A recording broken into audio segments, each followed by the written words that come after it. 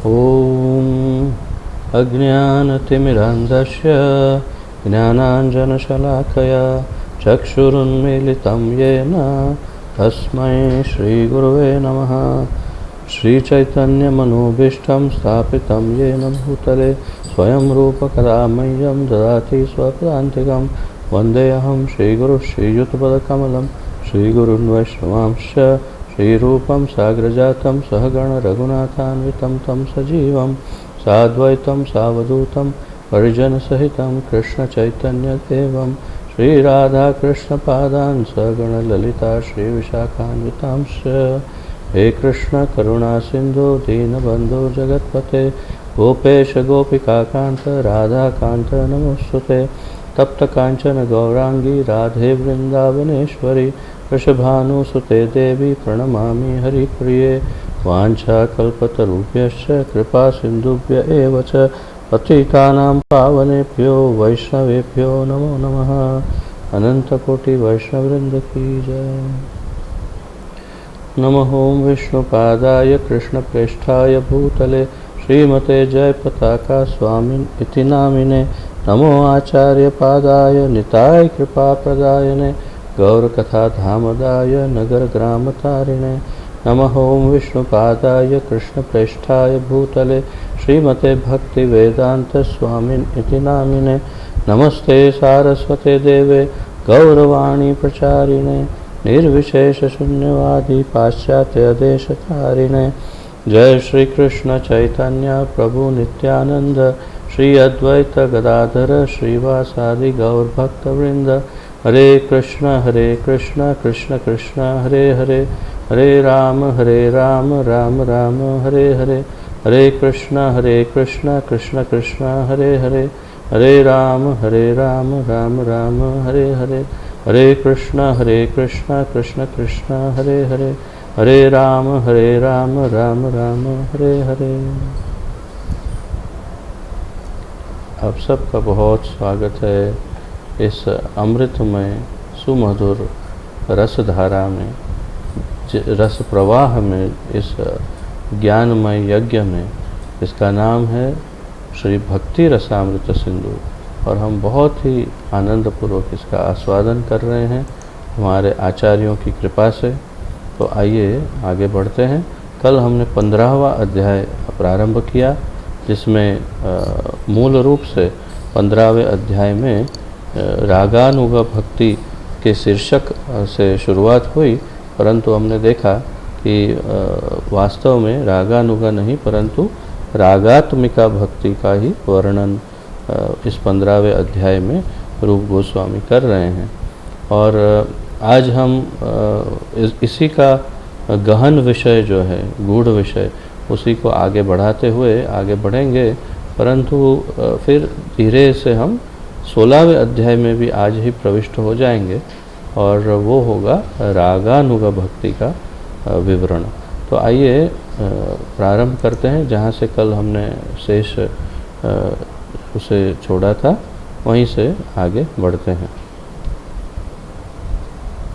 तो कल एक बहुत सुंदर उदाहरण हमने लिया था, आपको स्मरण होगा, जो निर्विशेषवादी और शून्यवादियों की या तो मायावादियों की या असुरों की जो गति है उसको बहुत सुंदर ढंग से समझाया था हमारे आचार्यों ने, कि एक राज्य का और राजा के महल का उदाहरण दिया था कि जिस प्रकार कोई व्यक्ति राज्य में तो प्रवेश कर सकता है परंतु इसका अर्थ ये बिल्कुल नहीं समझ सकते कि उसने राजमहल में भी प्रवेश कर लिया है, क्योंकि राज्य में प्रवेश करना एक बात है, राजमहल में प्रवेश करना दूसरी बात है।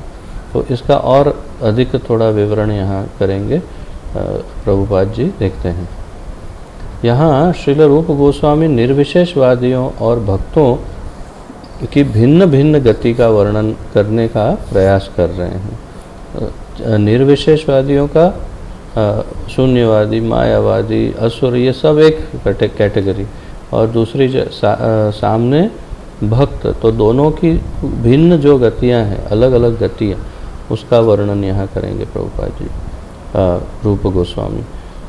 सामान्यतः निर्विशेषवादी और भगवान से द्वेष करने वाले जब कभी यदि अपनी आध्यात्मिक सिद्धि तक पहुँचते हैं तो केवल निर्विशेष ब्रह्म ज्योति में ही प्रवेश कर सकते हैं। निर्विशेष दार्शनिक इस दृष्टि से भगवान के शत्रुओं की श्रेणी में हैं कि दोनों को केवल ब्रह्म ज्योति में प्रवेश करने दिया जाता है। तो यदि इसमें निर्विशेषवादी एक ही शब्द में कह दिया, लेकिन हम एक ही शब्द में ये सारे समझ सकते हैं, निर्विशेषवादी, शून्यवादी, मायावादी, ध्यान योगी, ज्ञान योगी, या फिर असुर, भगवान के विरोधी, द्वेषी। जो भगवान, अच्छा भगवान के विरोधी और द्वेषी तो आज भी बहुत हैं, लेकिन इन सबको ये नहीं मिलने वाला। जो इतने तीव्र द्वेषी हैं कि जो निरंतर भगवान का स्मरण करते हैं, द्वेष के कारण, क्रोध के कारण या दुश्मनी के कारण, उनकी बात है। तो ऐसे महाभयानक असुर, जिसे कहते हैं असुर वर्य, मतलब असुरों में सर्वश्रेष्ठ कौन है? असुर शिरोमणि कौन है? तो हिरण्यकशिपु। इस प्रकार के जो असुर हैं उनकी बात है कि जिनको स्वयं या तो भगवान ने उनका अंत किया है, या फिर बहुत ही उन्होंने द्वेष किया और फिर किसी कारण भगवान या उनके किसी निजी पार्षद के द्वारा इनका वध हुआ, जैसे कि बलराम जी के द्वारा या इस तरह से, तो या फिर किसी अवतार के द्वारा। तो तात्पर्य ये है कि इन सब को एक ही यहाँ नाम लेते हैं हम, निर्विशेष। तो निर्विशेषवादियों की क्या गति बताई है? ये ब्रह्म ज्योति में प्रवेश कर सकते हैं। और दार्शनिकों का, निर्विशेष दार्शनिकों का इस दृष्टि से भगवान के शत्रुओं की श्रेणी में ही उनका समावेश किया जाता है। तो चाहे निर्विशेष, मायावादी, चाहे शून्यवादी, ये सब जो हैं उनको भगवान के शत्रु ही कहे जाते हैं। तो क्यों उनको भगवान के शत्रु कहे जाते हैं, देखते हैं। वास्तव में भी निर्विशेषवादी भगवान के शत्रु ही हैं, क्योंकि वे भगवान के अतुलनीय ऐश्वर्य को सहन नहीं कर सकते। वे सदा अपने को, स्वयं को श्री भगवान के समान कहते हैं। यह उनके द्वेष भाव का ही परिणाम है। इसी तो यहाँ पर ये बहुत स्पष्ट कर दिया कि इन सब को, जो सब नाम लिए, ये सब निर्विशेषवादियों को क्यों भगवान का शत्रु बताया। क्योंकि यदि उनके हृदय के अंदर झांक कर के देखा जाए, उनके क्या कहते हैं, हृदय के भीतर जो भाव छुपा हुआ है उसे यदि देखा जाए, कभी कभी शायद वो स्वयं भी उस भाव को नहीं पहचान पाते होंगे।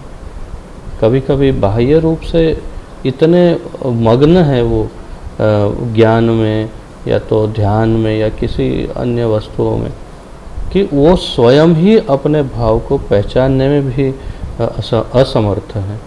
परंतु यदि उनके हृदय के अंदर भीतर छुपे हुए भाव को जाके देखेंगे तो उसमें से एक ही भाव निकलेगा, और वो है भगवान के प्रति द्वेष, भगवान के प्रति ईर्ष्या। तो इस ईर्ष्या के कारण कि हाँ, भगवान सर्वश्रेष्ठ क्यों हो सकते, या कोई एक व्यक्ति या व्यक्तित्व कैसे श्रेष्ठ हो सकता है, तो अगर हो सकता है तो मैं क्यों नहीं हो सकता। तो अपने जीव तत्व के जो उसकी सीमाएं हैं, जीव तत्व की या उसकी लिमिटेशन है, उसको वो पहचानने में असमर्थ हैं।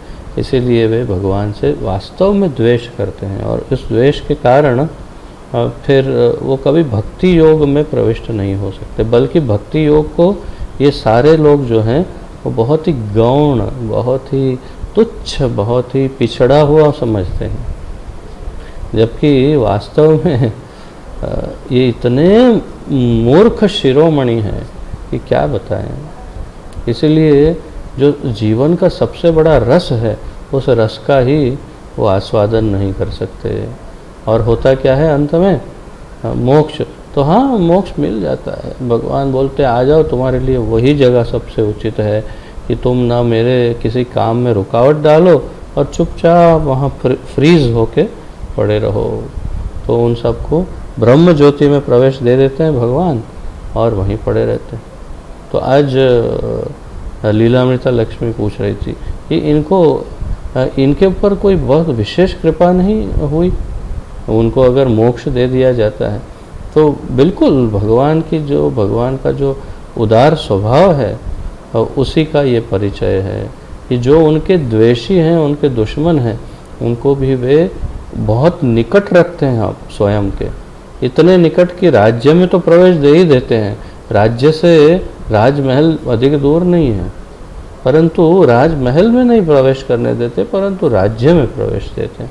तो यहाँ पर प्रभुपाद जी ये भी वर्णन करते हैं उनके स्वभाव के बारे में।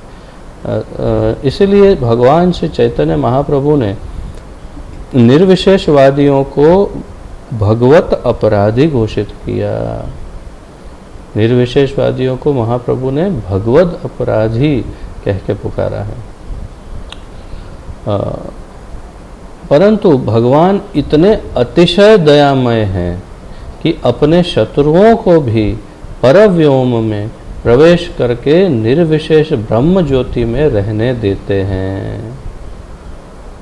तो ये उनके उदार स्वभाव का परिचय है, ये भगवान के करुणामय स्वभाव का परिचय है। भगवान कहते हैं ना, समोहम सर्वभूतेषु न मे द्वेष्योस्ति न प्रियः। तो मैं सभी जीव के प्रति एक समान हूँ। ये भजन्ति तु माम भक्त्या मयि तेषु च अप्यहम्। लेकिन जो मेरे भक्त हैं उनके लिए मेरा विशेष आदान प्रदान रहता है, परंतु बाकी सारे जीवों के प्रति एक समान हूँ। तो मेरे द्वेषी हो तो क्या हो गया, मेरे द्वेषी हो चाहे मेरे प्रति कोई भाव ही ना हो, वो सब एक समान ही है। परंतु द्वेषियों को भी वे कुछ विशेष स्थान देते हैं। सामान्य जीवों को तो जन्म मृत्यु के चक्र में उलझा देते हैं, परंतु जो उनके अत्यंत द्वेषी हैं उन लोगों को भी अपने निकट बुला लेते हैं। क्योंकि क्या देखते हैं जानते हैं, भगवान को केवल गुण, सतगुण ही दिखते हैं। ये शास्त्रों का अभिप्राय है, आचार्यों का मत है कि भगवान केवल गुण ही देख पाते हैं, और इसीलिए वे देखते हैं अरे ये मेरा इतना स्मरण कर रहा है, इतना मेरा चिंतन कर रहा है, तो ये मेरे निकट आने के योग्य है। फिर देखते हैं कि अच्छा प्रेम नहीं है, कोई बात नहीं, तो इन्हें कम से कम मेरे राज्य में तो रख लूँ, फिर कभी शायद प्रेम हो जाए तो बुला लूँगा घर पे, परंतु अभी तो कम से कम राज्य में रख लेता हूँ। तो वो अपने निकट रखते हैं उनको उस ब्रह्म ज्योति में। और जो उनके द्वेषी हैं वो सब, जो परम द्वेषी, जो निर्विशेषवादी, ये सब, उन सबको सजा दे करके किसी नरकलोक में धकेलने के बदले उनको अपने निकट रख लेते हैं, क्योंकि उनके अंदर यही है, केवल उनको सद्गुण दिखते हैं। जैसे पूतना में दिखा, पूतना इतनी द्वेषी थी कि वो जहर लगा करके उन्हें स्तनपान करके जहर देना चाहती थी, परंतु और मारना चाहती थी, परंतु भगवान ने उस अवगुण के प्रति तो उन्होंने ध्यान ही नहीं दिया। भगवान ने देखा कि अरे ये तो मेरी माता हो गई, क्या बात है, अब मेरी जो माता है उसे मैं कैसे तो एक काम करो, भले असुर होने दो, इसके ऊपर एक विशेष कृपा कर देते हैं। तो ये असुर होते हुए इसका अधिकार असुर होने के नाते और भगवान के परम द्वेषी होने के नाते इसका अधिकार था ब्रह्म ज्योति में लीन होने का। परंतु भगवान ने क्या किया, भगवान ने उसे स्थान दिया गोलोक वृंदावन धाम में, अपने निज धाम में लेके गए पुतना को, और उसको माता का स्वरूप दिया कि ये तो मेरी माता है। तो तात्पर्य यह है कि भगवान का स्वभाव ही ऐसा है, उनको सिर्फ सद्गुण ही दिखते हैं हम में। इसीलिए तो हम अभी इतने दुर्गुणों की खान होते हुए, इतने दुर्गुणों का एक भंडार होते हुए भी हम सब जैसे तैसे इस भक्ति में भी आगे बढ़ रहे हैं। अगर हमारे अवगुण देख लेते भगवान तो हम अभी कैसे भक्ति में इतने भी आगे बढ़ सकते। तो भगवान का ये बहुत सुंदर स्वभाव है। कभी कभी कोई निर्विशेषवादी शनै ही शनै प्रगति करता हुआ भगवान की सविशेष धारणा में स्थित हो जाता है। भगवद गीता में इसका प्रमाण है। तो कभी कभी कोई ऐसा कोई एक विरला व्यक्ति धीरे धीरे ज्ञानी होता है तो ज्ञान मार्ग में आगे बढ़ते बढ़ते कभी कभी भगवान की तरफ आकर्षित हो जाता है और फिर वो भक्त बन सकता है। तो भगवान यही सोचते हैं ना, इसलिए तो इन सबको जितना हो सके निकट रखने का प्रयास करते हैं। तो भगवद गीता में भी यही कहा है, बहुनाम जन्मनाम अन्ते ज्ञानवान माम प्रपद्यते वासुदेव सर्वम इति स महात्मा सुदुर्लभा। ये 7वें अध्याय का 19वां श्लोक है भगवद गीता का। इसमें भगवान बहुत सुंदर ढंग से वर्णन करते हैं कि बहुत सारे जन्म, देखिए अनुवाद क्या लिखा है, बहुत जन्म जन्मांतरों के बाद यथार्थ ज्ञानी मेरी शरण लेता। यथार्थ ज्ञानी अर्थात कि जो वास्तविक उचित ज्ञान योग में स्थित हो वो धीरे धीरे धीरे भगवत प्राप्ति की तरफ बढ़ सकता है। और एक दिन उसे एक समय आता है जब उसे ये ध्यान में आ जाता है कि अरे तो इतने वेद पढ़ लिए, उपनिषद पुराण शास्त्र आदि सब का अध्ययन किया, अब मुझे सार समझ में आया। क्या सार है? तो वासुदेव सर्वम इति, सब कुछ तो वासुदेव कृष्ण ही है, सब कुछ तो वही है। स महात्मा सुदुर्लभा। लेकिन भगवान कहते हैं ये बहुत रेयर है, बहुत ही दुर्लभ है, ऐसे महात्मा कम ही होते हैं, पर होते हैं। और ज्ञानवान तो वो ज्ञान मार्ग से होता हुआ धीरे धीरे अंत में भक्ति योग में प्रविष्ट होता है। तो ये बड़ा महत्वपूर्ण है। जबकि ज्ञानी ये कहते हैं कि कोई एक भक्त जो है वो बड़ी मुश्किल से उसके पर कुछ चमत्कार हो जाए तो ज्ञान में आ सकता है, परंतु वास्तव में इस बात का कोई भी प्रमाण किसी भी शास्त्रों में आज तक हमने नहीं पढ़ा कि कोई भक्त ज्ञानी हो जाए। हाँ, ये हमने हर जगह पढ़ा है, बारंबार पढ़ा है और सुना है और देखा है कि ज्ञानी चाहे कोई भी हो वो सब अंत में भक्ति योग में आने का चांस रहता है अगर उन पर विशेष कृपा हो जाए, अन्यथा मोक्ष ले लेंगे। इस शरणागति से निर्विशेषवादी वैकुंठ धाम को प्राप्त हो सकता है। तो निर्विशेषवादी भी वैकुंठ में प्रविष्ट हो सकता है, अर्थात कि राजमहल में जा सकता है। कैसे? अगर वो इस तरह से भगवान के शरणागत हो जाए तो यहाँ शरणागत जीव के रूप में उसे भगवान का सारूप्य प्राप्त होता है, तो वो फिर सारूप्य मुक्ति को प्राप्त करता है और भगवान का शरणागत हो जाता है। ब्रह्मांड पुराण में लिखा है, ब्रह्म में लीन सिद्ध और भगवान के हाथों मेरे दैत्य, क्षमा कीजिए, भगवान के हाथों मरे दैत्य ब्रह्मलीन होकर ब्रह्म ज्योति में निवास करते हैं। तो ब्रह्मांड पुराण में भी यही बात कही कि ब्रह्म में लीन सिद्ध अर्थात कि जो साधन भक्ति, क्षमा कीजिए, ध्यान योग करते हैं, ध्यान धारणा समाधि आदि, तो ध्यान योगी कोई सिद्ध जो है वो और भगवान के हाथों मरे दैत्य, ये दोनों को सेम गति मिलती है, एक ही गति मिलती है, और वो क्या है? ब्रह्मलीन होकर ब्रह्म ज्योति में निवास करते हैं। तो फिर सिद्धों को, ये जो तपस्वी हैं, जो ध्यान योगी हैं, इनको समझ जाना चाहिए कि ध्यान योग कोई बहुत उत्तम आध्यात्मिक मार्ग नहीं है, क्योंकि अगर किसी असुर को जो गति मिलती है वही आपको मिल रही है, तो आप स्वयं सोच सकते हैं कि ये उचित है कि ये इतना अच्छा रास्ता नहीं है। भगवत गीता में भी प्रमाण है कि वह सनातन सिद्ध लोक प्राकृत जगत से अति परे है। भगवान के शत्रुओं और निर्विशेषवादियों का केवल ब्रह्म ज्योति में प्रवेश हो सकता है, परंतु कृष्ण भक्त सीधे वैकुंठ धाम में प्रविष्ट हो जाते हैं। शुद्ध भक्तों में भगवान की रागानुग भक्ति, अच्छा यहाँ पे रागात्मिका आएगा, तो शुद्ध भक्तों में भगवान की रागात्मिका भक्ति रहती है। शुद्ध भक्तों में भगवान की रागात्मिका भक्ति रहती है, इसलिए भगवान के सानिध्य में दिव्य आनंद रस का आस्वादन करने के लिए दिव्य धामों में उन्हें प्रवेश मिलता है। तो उनकी बड़ी क्या कहते हैं विशिष्ट रति रहती है, प्रेम आकर्षण भगवान के प्रति, और इसलिए उन्हें भगवान की दिव्य लीला में प्रवेश मिल जाता है। श्रीमद् भागवत 10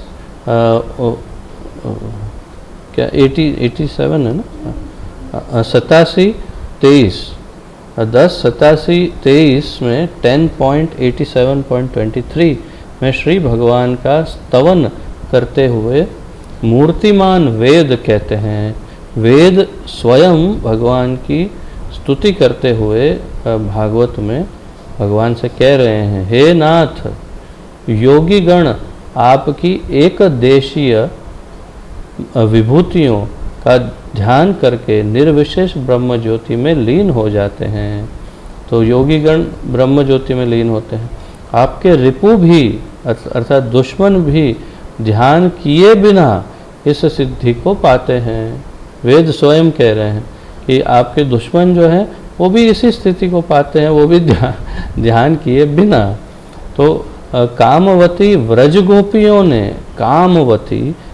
गोपियों ने भी आपकी सर्प जैसी भुजाओं के आलिंगन से यही गति पाई है।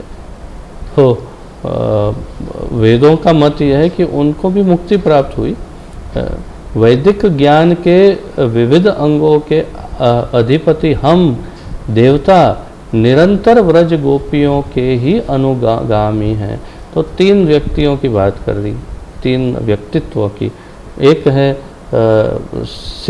सिद्ध या तो ध्यान योगी जो है उनको मोक्ष मिलता है। दूसरे असुर कि जो भगवान के दुश्मन हैं और भगवान के हाथों मारे जाते हैं, उनको भी मोक्ष मिलता है। और तीसरी व्रज गोपियाँ, जिन्हें यहाँ पर तो मोक्ष कह दिया है, मतलब सामान्य कहा, परंतु वास्तव में उन्हें तो सालोक के सामीप्य मुक्ति मिलती है। तो उनको भी वही गति मिल रही है। तो ये कहते हैं कि हम देवता ये तीनों में से हम व्रज गोपियों का अनुगमन करते हैं, हम बाकी दोनों का अनुगमन नहीं करते हैं। अतः इसमें संदेह नहीं कि उन्हीं की गति को हम प्राप्त होंगे। तो इसलिए उन्हें संदेह नहीं है देवताओं को कि हम उन्हीं की गति, व्रज गोपियों की ही गति को प्राप्त होंगे। तो हमें मुक्ति ही प्राप्त होगी, मोक्ष नहीं मिलेगा। इस संदर्भ में हमें सूर्य एवं सूर्य ज्योति का उदाहरण स्मरण रखना चाहिए। निर्विशेषवादी ब्रह्म ज्योति में लीन होते हैं, जबकि भगवत प्रेमी जन भगवान के परम धाम गोलोक वृंदावन में प्रवेश करते हैं। तो यही एक भेद है सार रूप में। आखिरी लाइन जो है ये सार है कि निर्विशेषवादी ब्रह्म ज्योति में लीन होते हैं और भगवत प्रेमी जन परम धाम गोलोक वृंदावन धाम में अथवा वैकुंठ जगत में जिस भाव को वे भजते हैं, भगवान के जिस अवतार या विस्तार के प्रति आकृष्ट हैं या भगवान के जिस भाव के प्रति आकृष्ट हैं, उस लोक में जाते हैं। भगवान की विशेषता ही तो ये है कि उनका एक घर नहीं है, उनके कम से कम 1 करोड़ से अधिक घर होंगे, जिसमें उन्होंने अपने अलग अलग भाव के अनुसार अलग घर बनाए और उन अलग अलग घरों में जिस भाव से आकृष्ट हैं जो भक्त, वो उस घर में जाके उनके साथ रहता है। जैसे भगवान नरसिंह का जो भक्त है वो नरसिंह लोक में जाएगा, जो वराह देव का भक्त है वो वराह लोक में जाएगा, जो मथुरा के कृष्ण के का भक्त है वो मथुरा नगरी में जाएगा, जो दिव्य मथुरा नगरी है वैकुंठ जगत में, जो भगवान श्री रामचंद्र का भक्त है वो साकेत धाम में जाएगा जो वैकुंठ में है। तो इस प्रकार, और जो वृंदावन के कृष्ण का भक्त है वो श्री गोलोक वृंदावन धाम में जाएगा। तो तात्पर्य ये है कि वो उनके धाम में प्रविष्ट होते हैं उनके प्रेम और भाव के अनुसार। गोपियों के काम भाव का किसी प्रकार के, अच्छा अब यहाँ से जो है गोपियों के काम भाव की चर्चा शुरू हो जाती है। आगे जाकर के एक अलग शीर्षक में भी उन्होंने प्रभुपाद जी ने वर्णित किया है, परंतु चर्चा तो यहीं से प्रारंभ हो जाती है। और ये हमारे लिए समझने के लिए बहुत ही महत्वपूर्ण है, क्योंकि यदि इस भाव को हम अच्छे से समझ जाएंगे तो कभी कोई गलती ना हम करेंगे और न किसी को करने देंगे। क्योंकि सामान्य जीवन में तो लोग इतना क्या कहूँ मैं, इसका इतना अनर्थ करते हैं, अर्थ का अनर्थ, ऐसी ऐसी कल्पना करते हैं कि जिसकी कोई सीमा ही नहीं। क्योंकि अभी उनका भी क्या दोष है, जैसे वो है वैसे उनको सब दिखते हैं। कहते हैं ना कि जैसा चश्मा पहनते हैं वैसा जगत दिखता है, तो जैसे वे स्वयं हैं वैसा ही उनको सब कुछ लगता है। अगर उनकी इंद्रियां दोषपूर्ण है तो उनको लगता है भगवान की भी इंद्रियां दोषपूर्ण ही होंगी। वो समझने में सक्षम नहीं कि भगवान और उनके पार्षदों की इंद्रियां विशिष्ट होती है, शुद्ध हो गई होती है। वो शुद्ध सत्व गुण में होता है, रजस तमस रजस और सत्व गुण में नहीं होता, वो शुद्ध सत्व में होते हैं, विशुद्ध सत्व। तो खैर आगे देखते हैं किस तरह रूप गोस्वामी और प्रभुपाद मिलकर के इस पूरे भाव को हमारे सामने प्रस्तुत करते हैं। परंतु सावधानी पूर्वक सुनिए। गोपियों के काम भाव का किसी प्रकार के मैथुन से कोई संबंध नहीं है। जैसे ही हम काम भाव की बात करेंगे, गोपी के काम भाव, तो इस लौकिक जगत में ये एक बहुत बड़ा दूषण है कि जैसे ही काम भाव की बात करते हैं तो हम शारीरिक मैथुन के बारे में तुरंत कल्पना करने लग जाते हैं। परंतु वास्तव में मैंने कल एक छोटी सी हिंट दी थी आपको, एक इशारा किया था कि काम का अर्थ वासना नहीं है। वासना अर्थात शारीरिक भोग, परंतु काम के कई अर्थ हो सकते हैं। काम वास्तव में इच्छा को भी काम कहते हैं, कि कोई तीव्र इच्छा हो उसे काम कहते हैं। तो इनकी गोपियों की अत्यंत तीव्र इच्छा कि कृष्ण को आनंद दे सके, जिस प्रकार का आनंद उन्हें मिले, उन्हें प्रसन्न करता हो उस प्रकार का आनंद, कि चाहे तो मटकी फोड़े, चाहे वो उनको छेड़े, चाहे उनके साथ रास करे, चाहे जो भी हो, किसी भी प्रकार से जो कृष्ण को आनंद दे सके, ऐसे भाव का नाम है काम। तो काम यहाँ पर बहुत एकदम क्या कहते हैं, तीक्ष्ण शब्द से वर्णन कर दिया है रूप गोस्वामी ने। वास्तव में रूप गोस्वामी के ही श्लोक में ये शब्द है कि लौकिक दृष्टिकोण से जो मैथुन है उसका इसके साथ कोई भी लेना देना नहीं। ये बिल्कुल विशिष्ट अलग भाव है काम। तो गोपियों के आगे तो बहुत कुछ समझाएंगे इसके बारे में। गोपियों के काम भाव का किसी प्रकार के मैथुन से कोई संबंध नहीं। श्रील रूप गोस्वामी स्पष्ट करते हैं कि इस काम भाव का अभिप्राय कृष्ण के संग में भक्त का भाव विशेष ही है। भक्त का भाव विशेष ही है।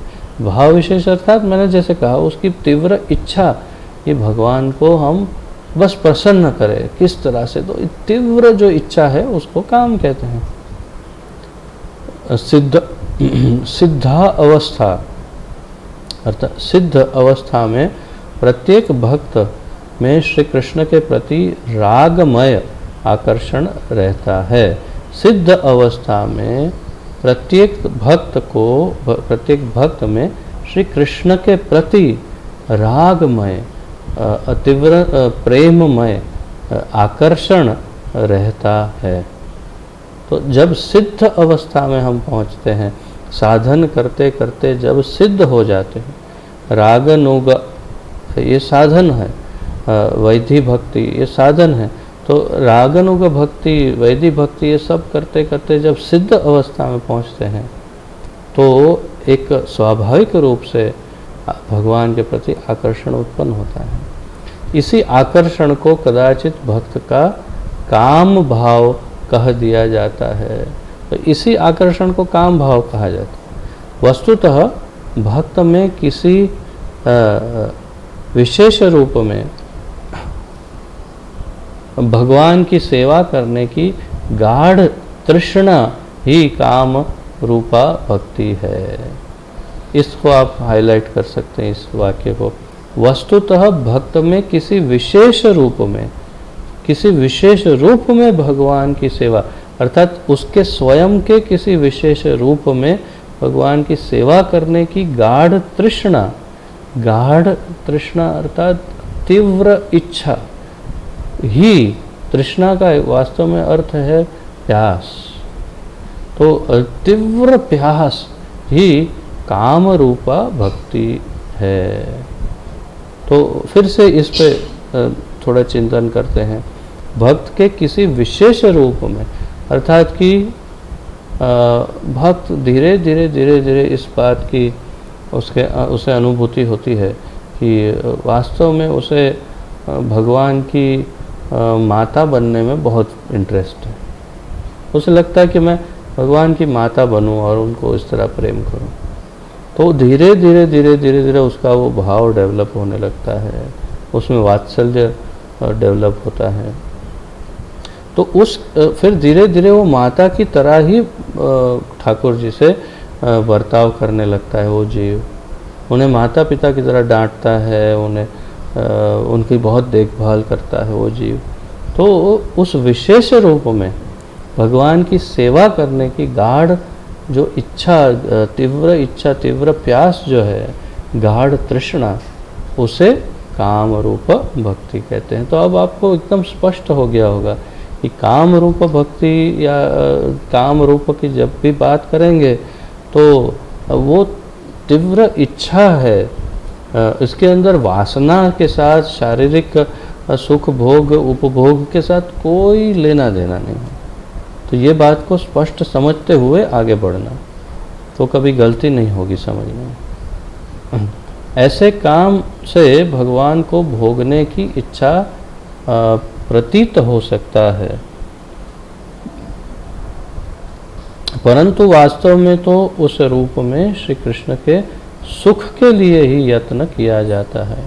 तो ऐसे काम से भगवान को भोगने की इच्छा प्रतीत हो सकता है, अर्थात ऐसा लग सकता है कि ओ ये तो देखो वास्तव में भगवान को भोगने के लिए, भगवान को भी भोगने के लिए वो इस प्रकार का भाव उसका डेवलप हो रहा है कि वास्तव में फिर अंत में हम भगवान को भोग करेंगे। तो जैसे गोपियां हैं, तो गोपियां भगवान के साथ रास करती हैं। तो सामान्य जीवन में देखेंगे तो पुरुषों के प्रति स्त्रियों का और स्त्रियों के प्रति पुरुषों का आकर्षण स्वाभाविक है। और एक समय पे किसी स्त्री का किसी पुरुष को भोगने का या किसी पुरुष को स्त्री को भोगने का मनोभाव उत्पन्न होता है या हो सकता है। तो ऐसा प्रतीत होता है, ऐसा लगता है कि जैसे इन भक्तों का, काम रूपा भक्तों का अर्थात गोपियों का या कोई भी अन्य भक्तों का भाव ऐसा लगता है कि ये भगवान को भोगना चाहते हैं, परंतु ऐसा है नहीं। इससे विपरीत है, ऑपोजिट। क्या है? वास्तव में तो उस रूप में श्री कृष्ण के सुख के लिए ही यत्न किया जाता है, अर्थात वो उनका ध्येय ये नहीं कि हम अपनी इंद्रियों को तृप्त करें, उनका ध्येय है कि हम कृष्ण की इंद्रियों को तृप्त करें। भगवान को आनंद प्रदान करें। ये सबसे बड़ा भाव भेद है इसमें। जैसे कोई भक्त भगवान से ग्वाल सखा के रूप में संग करना चाहे, तो कोई ग्वाल सखा मित्र बन के भगवान का संग करना चाहे, तो इसमें ये बात समझनी चाहिए स्पष्ट है कि वास्तव में उसका भाव है कि भगवान को आनंद दे। उनको खेलने के लिए कोई फ्रेंड्स चाहिए ना, तो हम सखा बनेंगे उनके लिए, उनके साथ। हमारा इसमें खुद का क्या नहीं, भगवान की गेम्स बहुत बढ़िया होती हैं। यहाँ पर पबजी और ऐसे सब गेम खेलते खेलते थक गए हैं, तो ऐसा लगता है कि चलो भगवान वाली गेम खेलते हैं। अरे भाई, वो भोग है। तो ऐसा जिसका भाव हो वो भक्ति नहीं है, परंतु जिसका भाव ये है कि भगवान को कैसे मैं सहायता करूं, आनंद दूं। कि अगर भगवान क्रिकेट खेल रहे हैं तो मैं फील्डिंग कैसे करूं, तो ये जो भाव है इसे कहते हैं काम रूप भक्ति।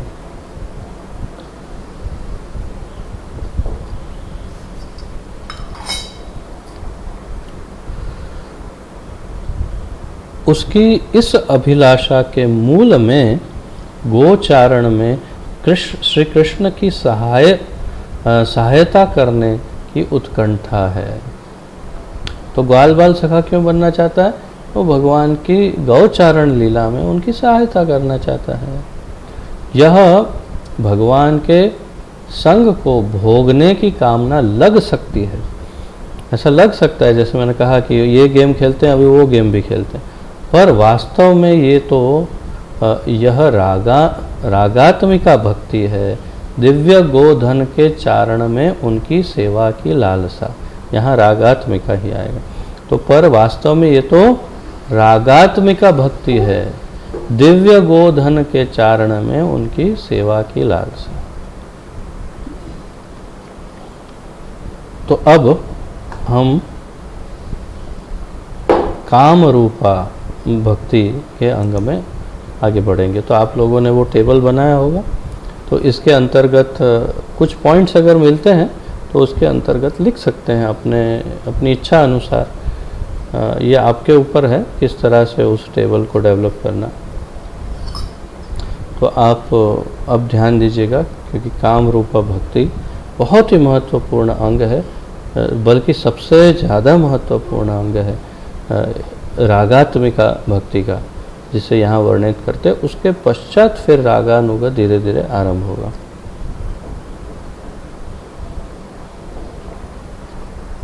भगवान के सेवन की यह तृष्णा दिव्य व्रज धाम में प्रकट है तथा गोपियों में अतिशय प्रसिद्ध रूप में विराजित है। भगवान के सेवन की यह तृष्णा, अब इस वाक्य के कैसे शब्दार्थ करेंगे आप? भगवान के सेवन की इच्छा, तो भगवान की सेवा की इच्छा या भगवान को भोगने की इच्छा? देखते हैं आगे। भगवान के सेवन की यह तृष्णा, प्यास दिव्य व्रज धाम में प्रकट है तथा गोपियों में अतिशय प्रसिद्ध रूप में विराजित है। सभी गोपियों में लगभग यही भाव है कि भगवान के साथ प्रेममय लीला। गोपी प्रेम इतना अनिर्वचनीय एवं हमारे मन वाणी से अतीत है कि इसी कारण उसे कभी कभी काम कह दिया जाता है। गोपी प्रेम इतना अनिर्वचनीय, अर्थात कि उसे व्यक्त नहीं किया जा सकता है वाक्यों से कि ये ऐसा है वैसा है, नहीं, ऐसे प्रस्तुत नहीं किया जा सकता, समझाया नहीं जा सकता। एवं हमारे मन वाणी से अतीत है। मन और हमारी वाणी से हमारे मन से भी अतीत है। सामान्य जीवों के मन से अतीत भाव है ये कि किसी का शायद इसी कारण उसे कभी कभी काम कह दिया जाता है। परंतु यहाँ काम का अर्थ है तीव्र इच्छा या तृष्णा। श्री चैतन्य चरितामृत के रचयिता कृष्णदास कविराज गोस्वामी ने काम विकार और प्रेममय सेवा भाव के भेद को इस प्रकार अभिव्यक्त किया है। तो चैतन्य चरितामृत के रचयिता कृष्णदास कविराज जो हैं वे काम विकार अथवा अर्थात जिसे वासना कहा जा सकता है लौकिक भाषा में, तो वासना में और प्रेममय सेवा भाव अर्थात शुद्ध काम में जो अंतर है उसको यहाँ पर अभिव्यक्त कर रहे हैं। कह रहे हैं काम का अर्थ अपनी इंद्रियों को तृप्त करना है, अपनी इंद्रियों को तृप्त करने की इच्छा है, जबकि प्रेम का तात्पर्य है भगवान की इंद्रियों को तृप्त करने की अनन्य अभिलाषा। कितना सुंदर ढंग से समझाया, बहुत ही विशिष्ट शब्दों का प्रयोग हुआ है।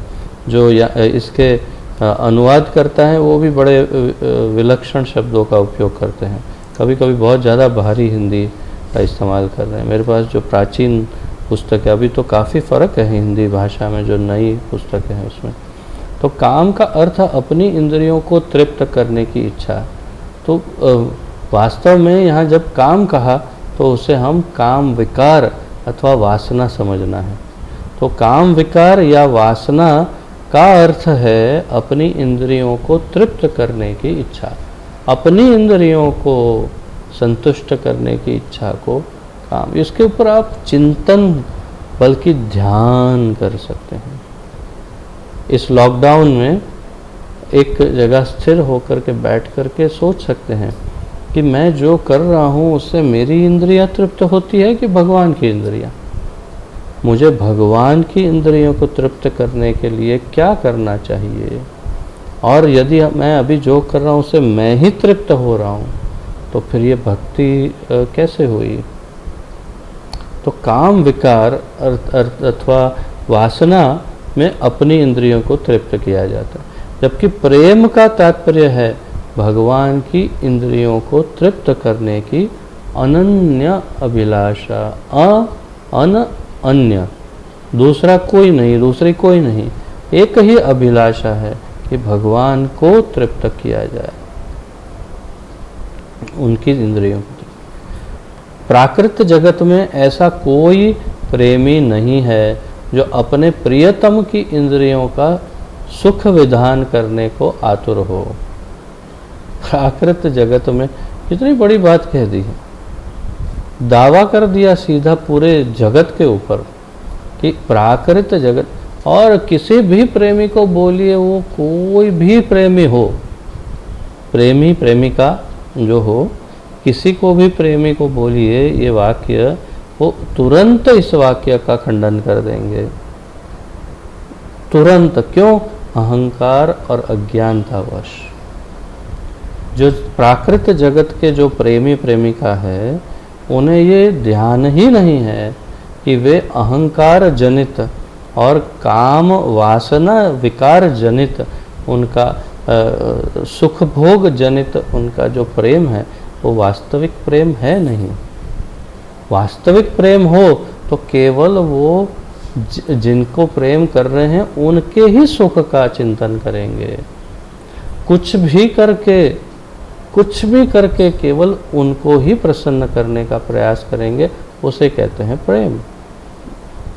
लौकिक जगत में तो इसका प्रदर्शन कैसे मिलेगा, वो भी आज के इस कलयुग में तो कैसे संभव है। पहले के युगों में शायद थोड़ा संभव होता होगा, वो भी धर्म के परायण होने के वजह से, कि धर्म के अनुसार चलने से।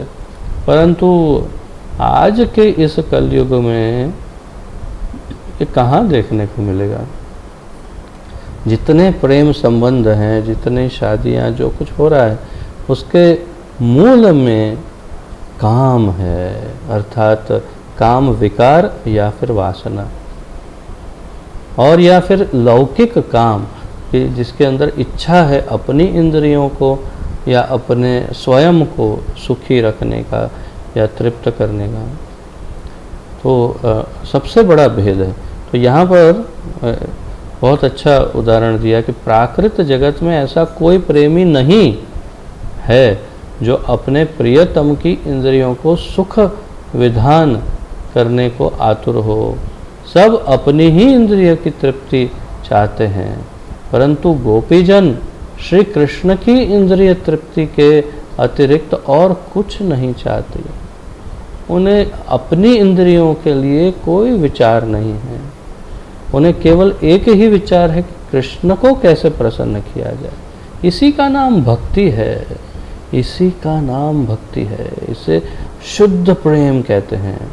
यदि कोई पूछना चाहता है प्रेम किसे कहते हैं, तो इसका नाम प्रेम है कि केवल जिसे प्रेम कर रहे हैं उसके ही बारे में, उसी के विषय में सतत चिंतन हो, और वो भी उसकी ही तृप्ति के लिए कार्य करे। यदि अपने लिए थोड़ा कार्य कर लेते हैं तो फिर ये बिजनेस हो गया एक तरह से। तो वास्तव में प्राकृत जगत में ऐसा शुद्ध प्रेम देखना लगभग असंभव ही है, बल्कि प्रभुपाद तो कहते हैं संभव ही नहीं। ऐसे कोई उदाहरण प्राकृत जगत में नहीं है। ऐसे कोई, प्रभुपाद जी इतना ब्लंटली एकदम स्पष्ट रूप से बता रहे हैं कि प्राकृत जगत में ऐसा कोई उदाहरण है ही नहीं। इसलिए श्री कृष्ण के लिए गोपियों के भावमय प्रेम को कभी कभी विद्वानों द्वारा प्राकृत जगत के काम जैसा कह दिया जाता है, परंतु वास्तव में ऐसा नहीं है। मुझे लगता है अब तो आप समझ ही गए होंगे कि इतनी तो व्याख्या पर्याप्त है। अब आप स्पष्ट समझ गए। यह तो अनिर्वचनीय स्थिति को समझने का एक भंगी मात्र है। अर्थात कि ये बहुत भारी हिंदी इस्तेमाल करते हैं कभी कभी, तो ये एक जो जिसे हम वाक्यों में नहीं समझा सकते, ऐसी एक स्थिति का एक उदाहरण मात्र है, ऐसा कहना चाहते। उद्धव जैसे महाभागवत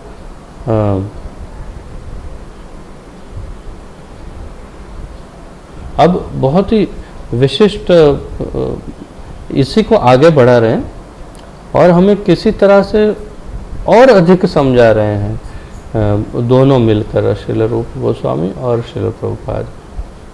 मूल रूप से रूप गोस्वामी हमें ये स्पष्ट समझा रहे हैं और उदाहरण दे रहे हैं दो, एक उद्धव का और एक श्री चैतन्य महाप्रभु का।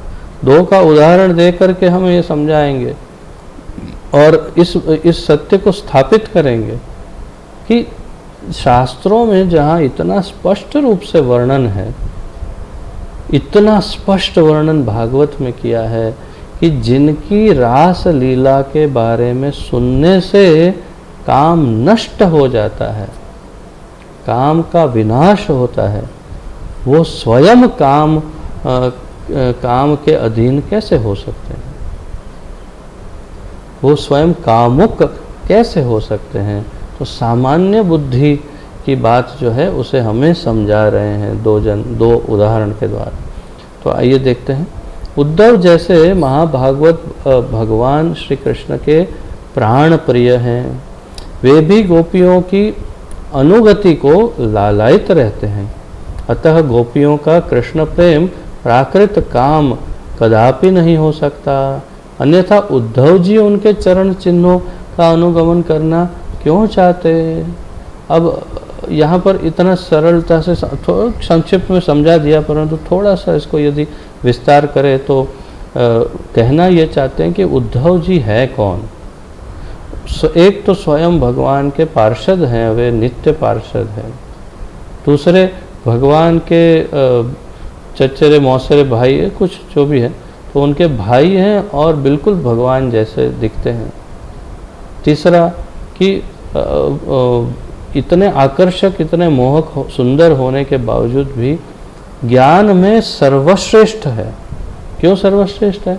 क्योंकि उनके गुरु स्वयं गुरु है। गुरु अर्थात कि बृहस्पति, देवताओं के जो गुरु हैं वही इनके गुरु हैं, और स्वयं बृहस्पति से उन्होंने संपूर्ण ज्ञान प्राप्त किया है। वेद वेदांत आदि सब कुछ उनको संपूर्ण ज्ञान है, भगवान कौन है वो ज्ञान है। परंतु उस ज्ञान के पश्चात जब वे वृंदावन जाते हैं, वो श्रीमती राधा रानी और गोपियों से मिलते हैं, उसके पश्चात उनकी मनोदशा बिल्कुल अलग हो जाती है और वे समझ जाते हैं कि ये गोपियाँ मुझसे कई गुना ज़्यादा आगे हैं।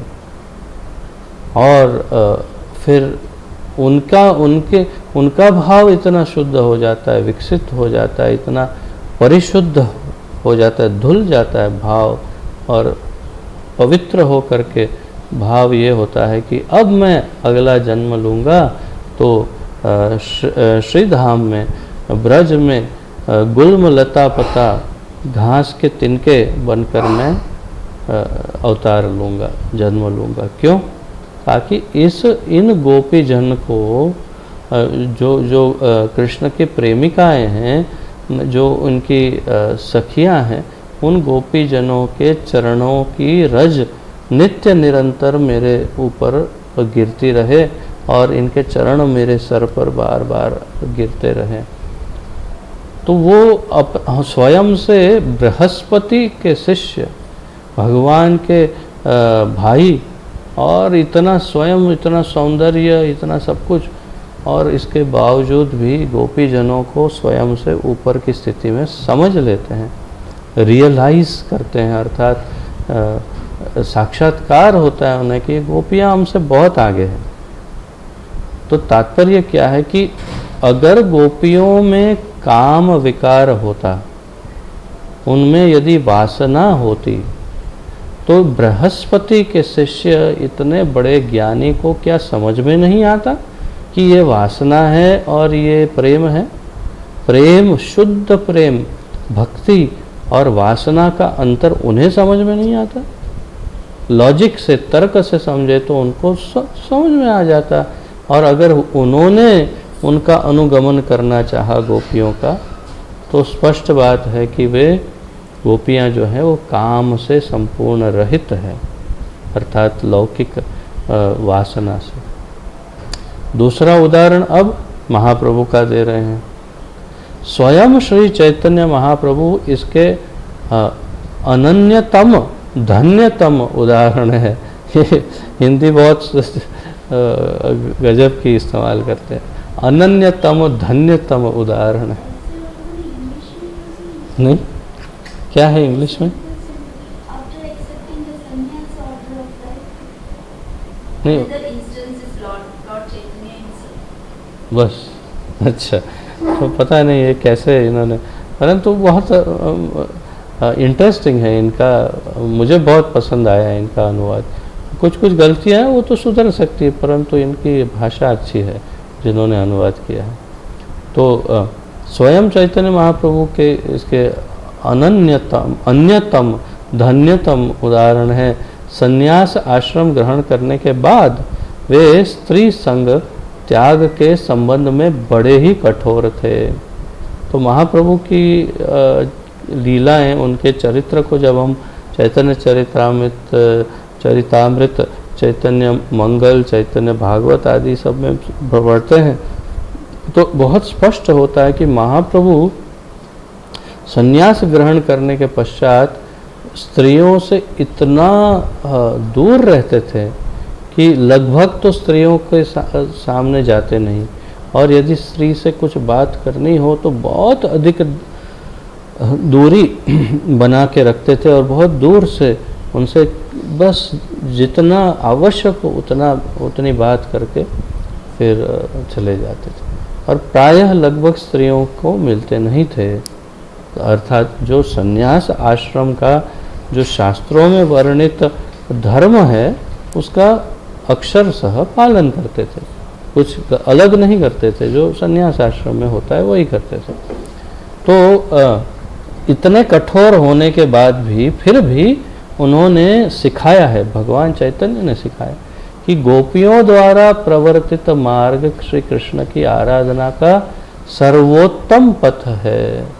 तो ऐसे जो इतने कठोर हैं, काम वासना और विकार से जो इतने दूर हैं, ऐसे श्री महाप्रभु गोपियों का अनुगमन करने को कहते हैं। क्या कहते हैं? गोपी भरथुर पद कमलयोर दास दासानुदास। गोपी भरथुर पद कमलयोर, और उनके दास के दास के दास बनना चाहता हूँ मैं। तो जो गोपियों के जो सेवक या सेविकाएं हैं, उन मंजरियों की सेविकाओं के सेवक सेवक के सेवक के सेवक का सेवक बनना चाहता हूँ। तो ऐसा कब ये करते? अगर ये काम वासना से ग्रसित होती गोपियाँ, काम विकार से, तो क्या महाप्रभु उनके प्रति ऐसा भाव प्रकट करते? नहीं। तो देखिए आगे क्या कहते हैं। इस प्रकार काम प्रेरित दिखने वाली गोपियों के श्री कृष्ण आराधना के मार्ग की श्री चैतन्य महाप्रभु ने बड़ी महिमा गाई है। तो इस प्रकार काम प्रेरित दिखने वाली गोपियाँ, काम प्रेरित दिखती है गोपियाँ, काम प्रेरित है नहीं। इस सत्य से स्पष्ट है कि यद्यपि श्री कृष्ण में गोपियों का आकर्षण काम प्रेरित प्रतीत होता है, अर्थात दिखता है, ऐसा लगता है, परंतु वह प्राकृत बिल्कुल नहीं है। अर्थात ऐसा लग सकता है कि ये सामान्य जीवन में जैसे एक स्त्री पुरुष के प्रति आकर्षित हो जाती है, जैसे ये सलमान खान, शाहरुख ने शाहरुख खान, ये आमिर खान, वो खान, ये जिसके भी खान हो, तो वो सब के प्रति जैसे स्त्रियां आकर्षित हो जाती हैं, इस प्रकार का आकर्षण नहीं है। इस प्रकार का काम वासना भोग की इच्छा बिल्कुल भी नहीं है, यही कहना चाहते हैं। पूर्ण रूप से शुद्ध सत्व में स्थित हुए बिना तो श्री कृष्ण से गोपीजनों के दिव्य संबंध को जाना भी नहीं जा सकता। यदि हमें जानकारी भी पूर्ण रूप से प्राप्त करना, अर्थात कि समझना हो इनके प्रेम को, तो हमें स्वयं पहले शुद्ध सत्व गुण में स्थित होना पड़ेगा। अर्थात तमस की और रजस की तो बात नहीं, सत्व गुण को भी छोड़ करके जो विशुद्ध सत्व है, तीनों गुणों से अतीत, त्रिगुणातीत जो विशुद्ध सत्व गुण है, उसमें हमें स्थित हो करके समझना होगा, तब हम शायद इन गोपियों के प्रेम को समझ सकते हैं।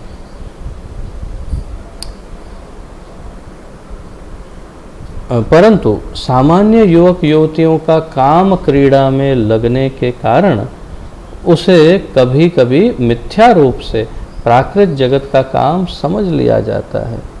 दुर्भाग्यवश जो गोपीजनों और श्री कृष्ण के प्रेममय संबंध के दिव्य रूप को समझने में असमर्थ हैं, वे लोग यह पूर्वाग्रह कर बैठते हैं कि श्री कृष्ण और गोपियों का प्रेम विनिमय प्राकृत क्रिया है। तो ये सामान्य जीव जो बुद्धिहीन, संपूर्ण रूप से बुद्धिहीन लोग हैं, जो स्वयं अत्यंत काम से ग्रसित हैं, वासना से ग्रसित हैं, ऐसे और भगवान के द्वेषी लोग ही ये कल्पना कर लेते हैं, ऐसा निष्कर्ष निकाल लेते हैं, ऐसी मनोधारणा बना लेते हैं कि ये भगवान का और गोपियों का प्राकृत जीवन में जैसा होता है ऐसा काम विकार ही है। इसीलिए वे आधुनिक काल में उस पर मन माने चित्र बनाने का दुस्साहस भी कर बैठते हैं। आप कभी कभी देखेंगे इतने गंदे चित्र बनाते हैं कृष्ण और श्रीमती राधा रानी और गोपियों के साथ, ऐसे ऐसे चित्र बनाते हैं। तो ये बहुत ही भयानक बात है। तो इन्हें कोई ज्ञान ही नहीं है भगवान और उनकी लीला के बारे में। उन्हें यह भी नहीं पता कि ये भगवान है, स्वयं भगवान। उनके बारे में कुछ चित्रण करने से पहले सोचते भी नहीं। क्यों? क्योंकि स्वयं कामनाओं से, वासनाओं से इतने ग्रसित रहते हैं। इसीलिए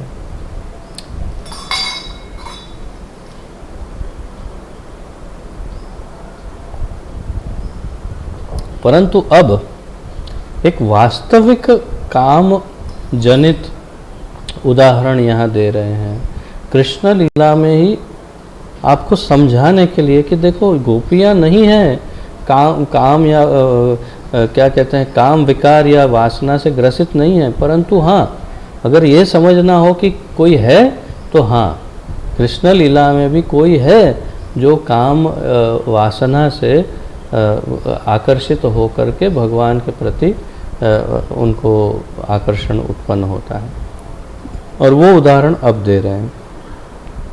तो रूप गोस्वामी ने सब श्लोकों में समझाया है रूप गोस्वामी ने। तो दूसरी ओर कुब्जा की रति को विद्वानों ने काम प्रायः कहा है।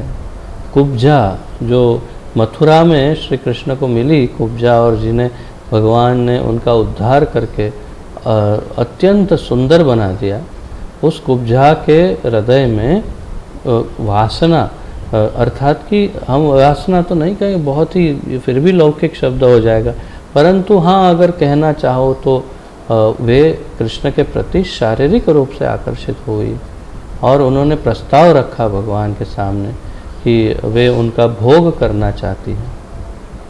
तो कुब्जा अर्थात कुबड़ी को भी श्री कृष्ण की प्रगाढ़ तृष्णा थी, परंतु श्री कृष्ण के लिए उसकी अभिलाषा प्रायः प्राकृत ही थी, अर्थात उसका शारीरिक आकर्षण ही था। अतएव उसकी रति की गोपी प्रेम से तुलना नहीं हो सकती। अब आप समझ गए स्पष्ट रूप से कि गोपियाँ तो परम दिव्य, परम शुद्ध, परम पवित्र हैं, परंतु कुब्जा का भाव काम ग्रसित है। तो अब समझ में आया कि गोपियों के साथ भगवान की लीला एकदम शुद्ध है, परंतु कुब्जा जैसी जो हैं स्त्रियां वो काम से ग्रसित है। तो कुब्जा की तुलना गोपी प्रेम से नहीं हो सकती, इसीलिए श्री कृष्ण में उसकी रति को काम प्राय अर्थात गोपी प्रेम जैसी कहा गया। इंग्लिश में क्या लिखा है लास्ट सेंटेंस?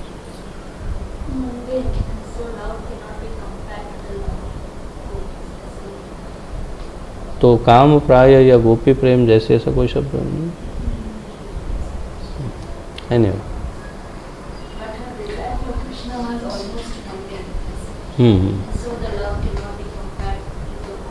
अच्छा, हाँ, तो प्राय बात यही है कि ये काम है, वास्तव में जो कुब्जा का था वो काम है। अब हम 16वें अध्याय में प्रवेश करते हैं।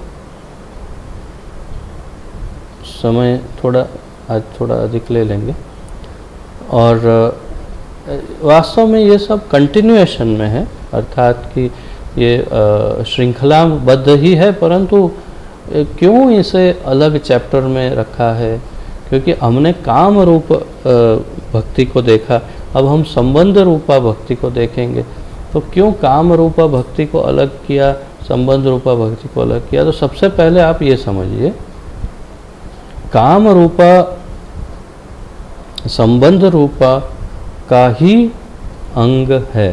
काम रूपा भक्ति जो है वो संबंध रूपा भक्ति का ही एक अंग है। इस बात को ध्यान से समझिएगा। इसको कितना विशेष था काम रूप भक्ति, और अब तो आपको पवित्रता भी पता चल गई गोपियों की। तो परंतु ये काम रूपा संबंध रूपा का एक अंग है, परंतु इतना विशेष है कि श्रील रूप गोस्वामी ने उसे अलग श्रेणी में वर्णित किया है। अर्थात है तो उसका अंग, लेकिन पहले उसे समझा दिया।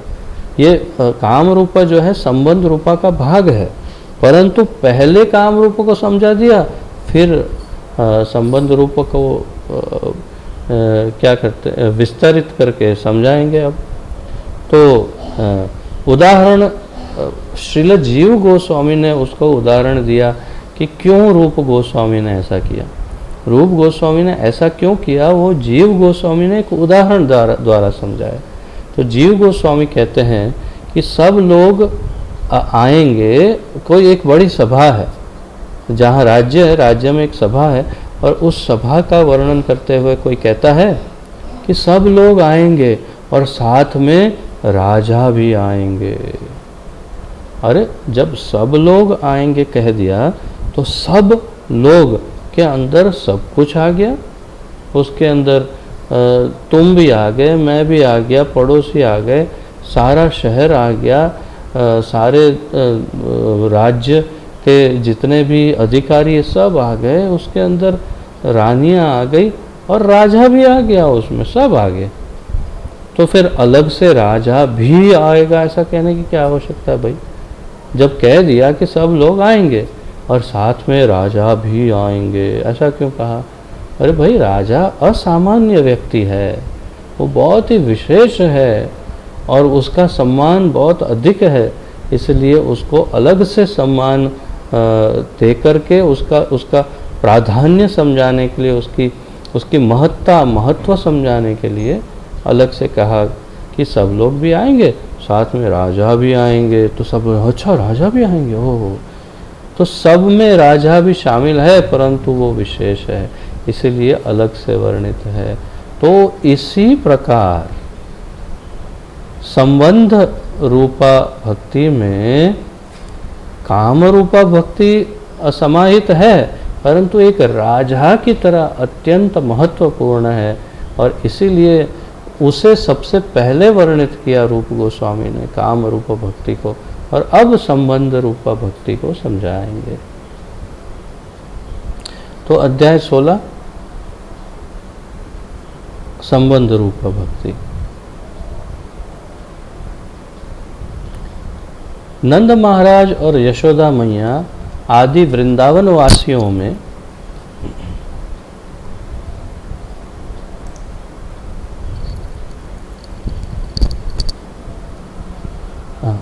क्षमा कीजिए, नंद महाराज और यशोदा मैया और आदि वृंदावन वासियों में आदि पुरुष भगवान श्री कृष्ण के पितृत्व मातृत्व के अभिमान का दिव्य भाव पाया जाता है। नंद महाराज और यशोदा मैया के अंदर एक दिव्य अभिमान होता है। क्या अभिमान होता है? दिव्य अभिमान की मैं कृष्ण का पिता हूँ, मैं कृष्ण की माता हूँ, और पूरा गांव भी उस भाव से दिखता है, कृष्ण की माता है ये। तो एक दिव्य अभिमान है और अत्यंत प्रेम भी है। वास्तव में कोई भी श्री कृष्ण का माता पिता नहीं बन सकता। देखिए ना, देवकी और वसुदेव ने कृष्ण को एक तरह से उनका आविर्भाव करने के लिए वे माध्यम तो बने, परंतु उनके साथ ठाकुर जी रहे कितना, क्योंकि उन्होंने तो तप करके भगवान से वरदान में उनको अपने बेटे के रूप में प्राप्त करने का वरदान प्राप्त किया था। जबकि नंद और यशोदा तो उनके नित्य सिद्ध पार्षद हैं, अर्थात ठाकुर जी की हर लीला में नित्य उनके साथ रहते ही हैं। और जबकि जो शास्त्रों का और आचार्यों का मत है वो मैं आपको आपके सामने प्रस्तुत कर रहा हूँ। और जबकि देवकी और वसुदेव सिद्ध साधक हैं और साधक जीव हैं, और उन्होंने ये सिद्धि प्राप्त की कि भगवान को पुत्र रूप में, तो कितने दिन रहे? अरे कुछ क्षण ही रहे, चले गए यशोदा मैया के पास, वहाँ से वापस आए तुरंत, थोड़ा कुछ समय बिता के तुरंत चले गए सांदीपनि मुनि के पास आश्रम में शिक्षा ग्रहण करने। वहाँ से आए तो फिर इसका आक्रमण जरासंध का और थोड़ा समय बिताया और चले गए द्वारिका में। द्वारिका में वही राज्य का ये वो, और तब तक तो काफ़ी बड़े हो गए। तो भगवान की जो मधुर लीलाएं हैं उसका आस्वादन देवकी और वसुदेव जी नहीं कर पाए उतना, जिस प्रकार नंद और यशोदा ने आनंद लिया। तो ये एक थोड़ा सा अंतर है। तो कोई माता पिता नहीं बन सकता है भगवान का, परंतु भक्त से इस भाव का आश्रय वात्सल्य प्रेममय कृष्ण प्रेम कहा जाता है। परंतु इस बात को समझिए, परंतु भक्त से इस भाव का आश्रय वात्सल्य प्रेममय कृष्ण प्रेम कहा जाता है।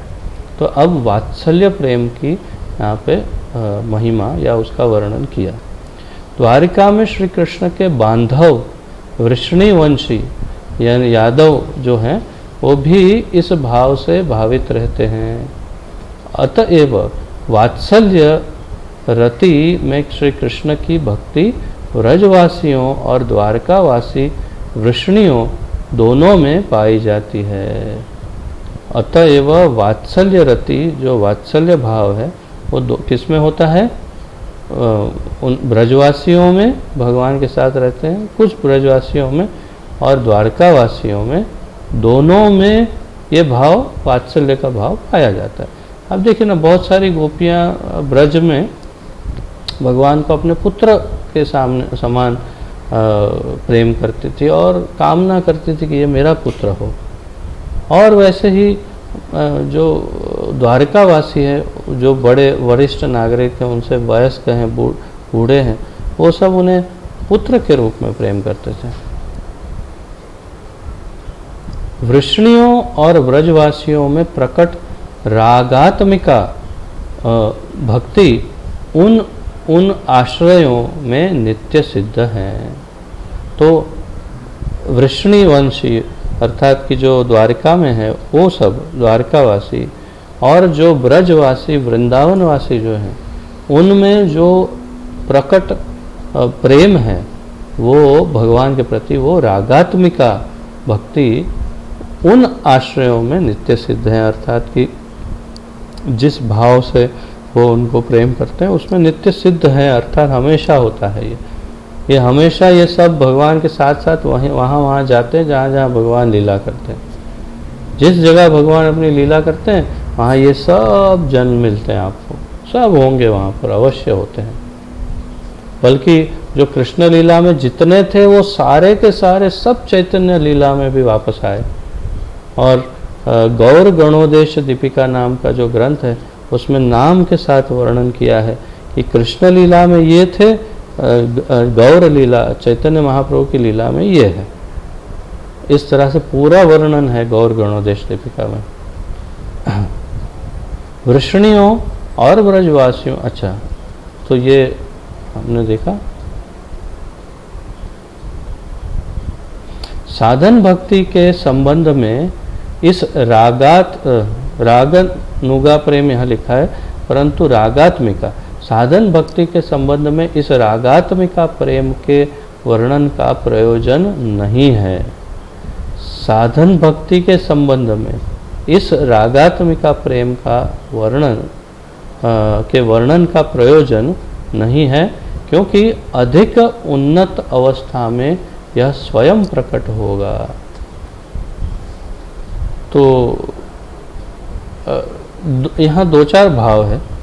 एक भाव ये है कि बस हो गया, अब रूप गोस्वामी इससे आगे समझाएंगे नहीं कि रागात्मिका यहाँ तक पर्याप्त है, हो गया, रागात्मिका का वर्णन हो गया। अच्छा, कारण क्या है कि क्यों बस हो गया? तो कारण ये है कि रागात्मिका हमें प्राप्त हो ही नहीं सकती है। हम जीवों को रागात्मिका का स्तर इतना आसानी से, कहने का तात्पर्य इतना आसानी से हम उस स्तर पर पहुंच ही नहीं सकते। हम अधिक से अधिक रागानुगा भक्ति में अत्यंत उन्नत हो सकते हैं और लगभग रागात्मिका जैसा लगे उस भाव तक पहुंच सकते, परंतु रागात्मिका क्यों नहीं? क्योंकि रागात्मिका तो उनका अधिकार है जो भगवान के नित्य सिद्ध पार्षद हैं, जो उनके नित्य संगी हैं, जो गोलोक में ही रहते ही है पहले ही से, उनका अधिकार रागात्मिका का है। स्पॉन्टेनियस लव, इसे अंग्रेजी में प्रभुपाद जी ने स्पॉन्टेनियस लव का नाम दिया है, अनुवाद किया है। स्पॉन्टेनियस लव अर्थात एकदम प्राकृतिक रूप से स्वाभाविक स्वयं स्फुरित संपूर्ण प्रेम, और जबकि हम साधन करके धीरे धीरे धीरे धीरे धीरे धीरे उस प्रेम का अनुगमन करते करते करते प्रेम को डेवलप करेंगे। तो इसलिए हम रागानुगा भक्ति को प्राप्त होते हैं या हम उसे अंगीकार कर सकते हैं। और रागात्मिका तो जो ब्रजवासी है, जो उनके नित्य संगी हैं, उनके लिए रागात्मिका है। तो इसलिए यहाँ पर अब बस हो गया, इसका वर्णन यहाँ से समाप्त करेंगे रूप गोस्वामी।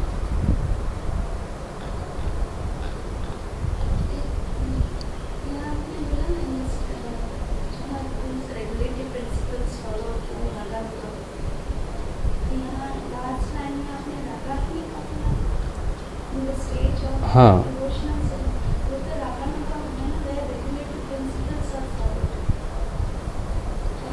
साधन भक्ति के संबंध में इस नहीं, साधन भक्ति के संबंध में इस रागात्मिका प्रेम के वर्णन का प्रयोजन नहीं है। साधन भक्ति के संबंध में वहाँ रागात्मिका लिखा है, रागानुगा लिखा है? नहीं लिखा है ना। हाँ, नहीं तो समझो इस हिंदी के वाक्य को समझो कि साधन भक्ति के संबंध में रागात्मिका प्रेम के वर्णन का प्रयोजन नहीं है। अर्थात कि साधन भक्ति से कोई लेना देना नहीं है रागात्मिका प्रेम को। वो लोग कोई साधना नहीं करते, कोई यत्न नहीं करते उस प्रेम को डेवलप करने के लिए। तो रागात्मिका प्रेम वालों को साधन भक्ति से कोई लेना देना नहीं है ये, क्योंकि अधिक उन्नत अवस्था में यह स्वयं प्रकट हो ही जाता है। तो जो अधिक उन्नत अवस्था में हैं उन्हें स्वाभाविक रूप से ये प्रेम उत्पन्न होता है रागात्मिका, इसलिए उनको साधन करने की कोई आवश्यकता नहीं रहती। That is the last sentence. Maybe I mean anyhow, Hindi में बहुत अच्छा ट्रांसलेशन है। तो अब शीर्षक है रागानुगा भक्ति के पात्र। रागानुगा भक्ति के पात्र। What is the title there? Okay. तो वास्तव में ये रागात्मिका भक्ति के पात्र होना चाहिए। देखते हैं, पढ़ते हैं। हाँ बस ठीक है, लेकिन इसमें शुरू हो जाएगा रागानुगा। वो देखते हैं कैसे शुरू करते हैं रागानुगा के बारे में, वो अब भी पता चल जाएगा। तो ऐसे ही लिखिए, शीर्षक जो है वैसे ही रखिए, कोई चेंज मत करिए। रागानुगा भक्ति के पात्र। तो रागानुगा भक्ति के कौन पात्र हैं वो अब समझ में आएगा रागात्मिका के द्वारा। परंतु मूल रूप से अब मुझे जो स्मरण हो चुका है कि अब यहाँ से रागानुगा का ही वर्णन है। अब रागात्मिका का समाप्त हो गया वर्णन। वृष्णियों और व्रजवासी आदि नित्य सिद्ध भगवत भक्तों की अनुगति के लोभी पुरुष रागानुगा भक्त कहलाते हैं। करेक्ट। तो अब रागानुगा ही शुरुआत हो गई। नहीं, मिला नहीं, ऐसा नहीं।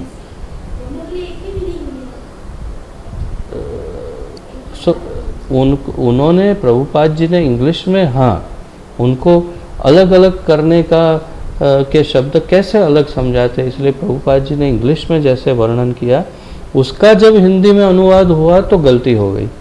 तो इसलिए हिंदी अनुवाद में सब जगह रागानुगा लिख दिया। परंतु फिर जब और विशेषज्ञों ने, जो हमारे उन्नत भक्तों ने स्टडी किया तो देखा कि नहीं, इसमें कहीं रागात्मिका आएगा, कहीं रागानुगा आएगा। तो अब जो नए एडिशंस हैं वो सब में सुधार हो चुका है, ऐसा है। परंतु प्रभुपाद के पास तो अंग्रेजी भाषा में लिमिटेशन था ना, इसीलिए ऐसी गड़बड़ हो गई। प्रभुपाद जी की गलती तो सवाल ही नहीं है। हाँ, शब्द नहीं मिला, सही बात है। तो वृष्णि और ब्रजवासी, अब रागानुगा भक्ति, रागानुगा किसको कहते हैं उसका वर्णन यहाँ पहली लाइन से आरंभ हो गया।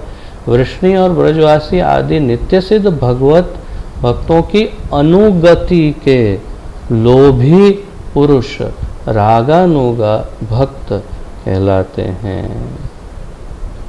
अब इसको एक एक शब्द को समझना आवश्यक है कि जो ब्रजवासी हैं, नित्य सिद्ध हैं, भगवान की सेवा में उनकी लीला में हमेशा रहते हैं, उन भगवत भक्तों के चरित्रों को हम सुने।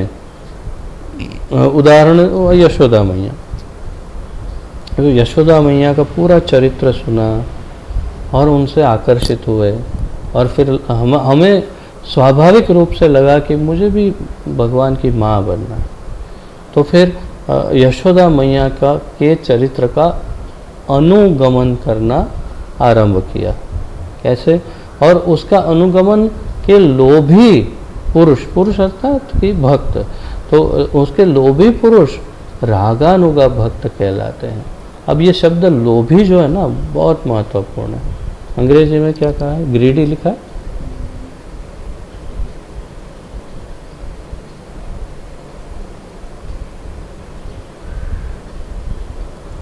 तो यहाँ पर ये लोभी जो शब्द है बहुत ही महत्वपूर्ण, बारंबार यहाँ पर ये शब्द आता है हिंदी में, लोभी। तो इसको कैसे समझे लोभ को? तो लोभ का यहाँ अर्थ है तीव्र इच्छा। लोभ का इस जगह पर अर्थ है तीव्र इच्छा। लौकिक संसार में हम लोभ को कैसे लेते हैं कि उसे ऐसे आकर्षित हो जाते हैं उससे कि न प्रकारेण उसे प्राप्त करना है, और इसके लिए चाहे हमारा जो भी नुकसान हो जाए उसे प्राप्त करने के लिए तत्पर हो जाते हैं। हाँ, वैसा ही लगभग वर्णन इसमें भी है, परंतु ऐसा लोभ जैसे लौकिक जीवन में होता है, ऐसी तीव्र इच्छा वो जब हमें उन उन्नत भक्तों के प्रति होती है तो उसे रागानुगा भक्ति कहते हैं।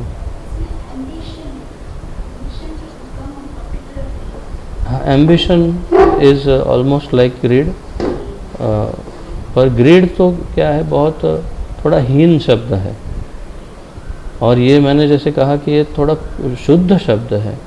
थोड़ा क्या, बहुत शुद्ध है, ये आध्यात्मिक लोभ है, इसलिए प्रभुपाद जी ने उसे एम्बिशन कहा।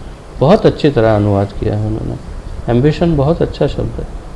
तो आइए आगे पढ़ते हैं तो समझ में आएगा। अर्थात वे उन भक्तों की समसिद्धि को प्राप्त करने के लिए यत्नशील रहते हैं। अब इस वाक्य के दूसरे चरण को समझिए। अर्थात वे उन भक्तों के, जैसे कि मैंने यशोदा मैया का उदाहरण दिया, तो उन यशोदा मैया की समसिद्धि को प्राप्त करने के लिए यत्नशील रहते हैं। अर्थात कि उनके जैसा बनने के लिए, उनके जैसा भाव उत्पन्न करने के लिए अंदर, उनके जैसे गुणों को उत्पन्न करने के लिए प्रयत्नशील रहते हैं। उसे कहते हैं रागानुगा भक्त। ये राग अनुगमन, मैंने कल समझाया था ना, कल या परसों, कल ही। राग अनुग मतलब अनुगमन मतलब उनके जैसे, उनके पीछे पीछे चलना, और वो जैसे कर रहे हैं वैसे सोच समझ करके ऐसा करने का प्रयास करना। ये अंध अनुगमन नहीं है, सोचा समझा अनुगमन है।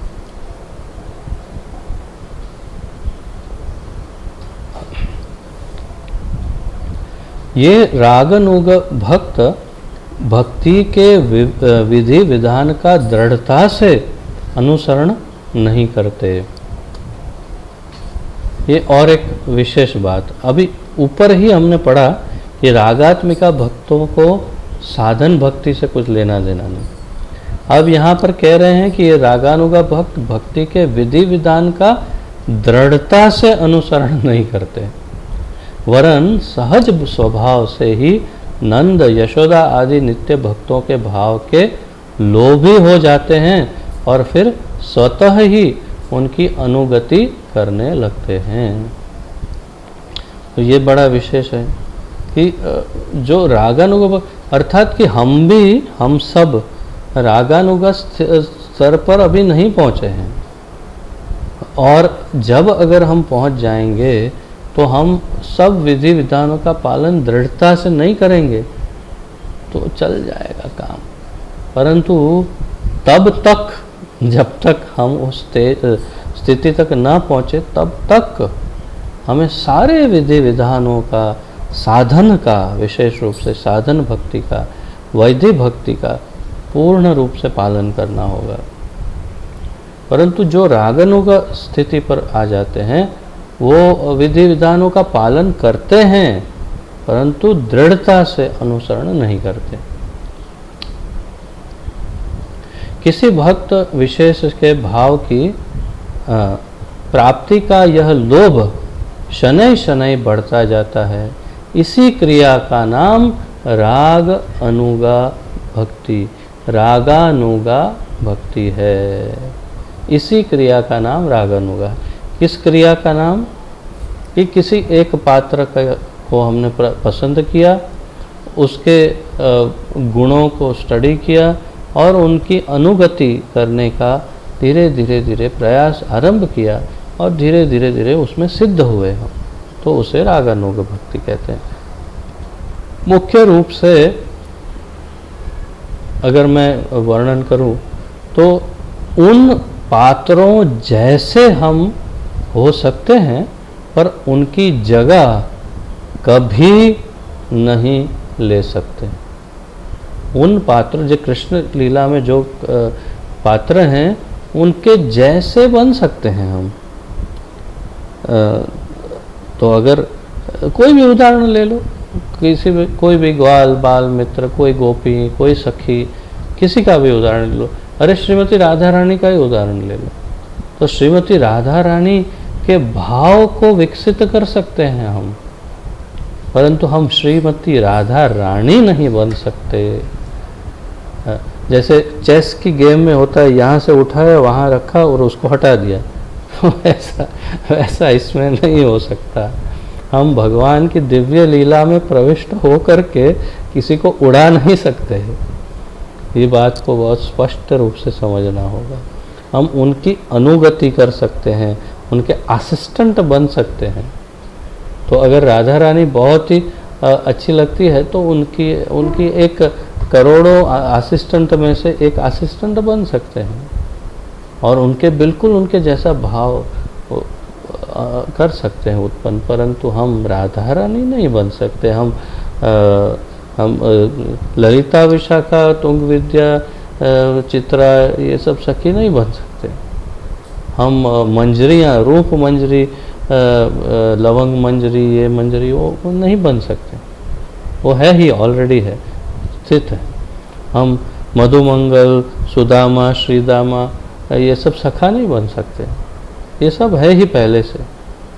हम उनके असिस्टेंट बन सकते हैं, सेवक बन सकते हैं, उनके जैसा भाव उत्पन्न कर सकते। तो समझिए कि ये सबसे महत्वपूर्ण है कि हम उनकी अनुगति के लिए हैं, हम उनको रिप्लेस करने के लिए, उनको उड़ा करके उनकी जगह लेने के लिए ये सब नहीं कर रहे हैं। ये संभव नहीं है, संभव ही नहीं है आचार्यों के मत अनुसार। यह सदा स्मरणीय है कि ब्रजवासियों की अनुगति की यह लालसा तब तक संभव नहीं जब तक भव दोषों की निवृत्ति नहीं हो जाती। तो भव दोषों अर्थात कि इस संसारिक जगत के जो दोष हैं, अनर्थ हैं, अनर्थ निवृत्ति जब तक नहीं होती तब तक ये सब संभव, रागानुग भी संभव नहीं है। विधि भक्ति के आचरण में एक अनर्थ निवृत्ति नामक अवस्था आती है जब सारे प्राकृत अनर्थ दूर हो जाते हैं। कदाचित देखने में आता है कि अनर्थों से मुक्त न होते हुए भी कोई इस रागानुग भक्ति का दंभ करता है।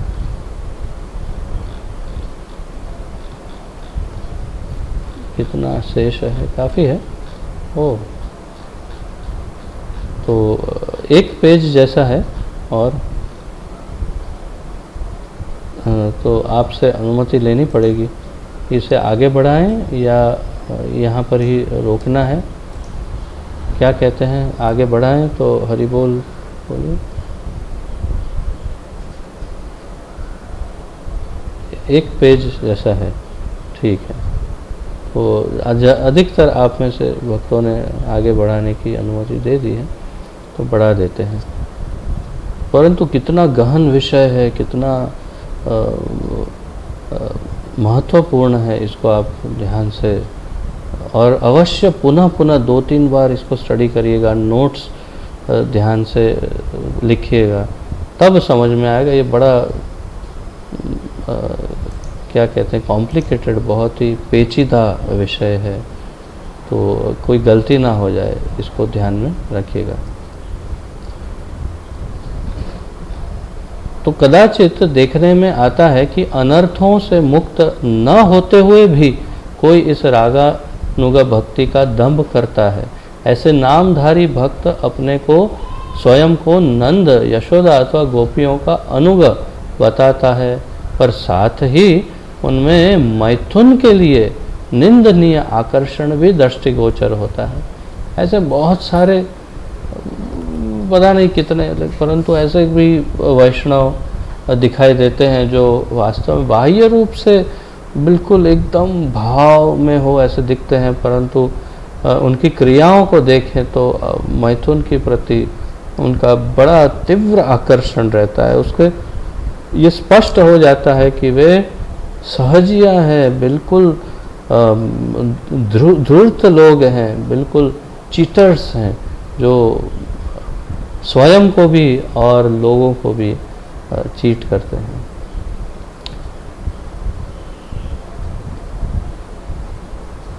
दिव्य प्रेम की ऐसी अभिव्यक्ति तुच्छ कपट मात्र है, चीटिंग, कपट।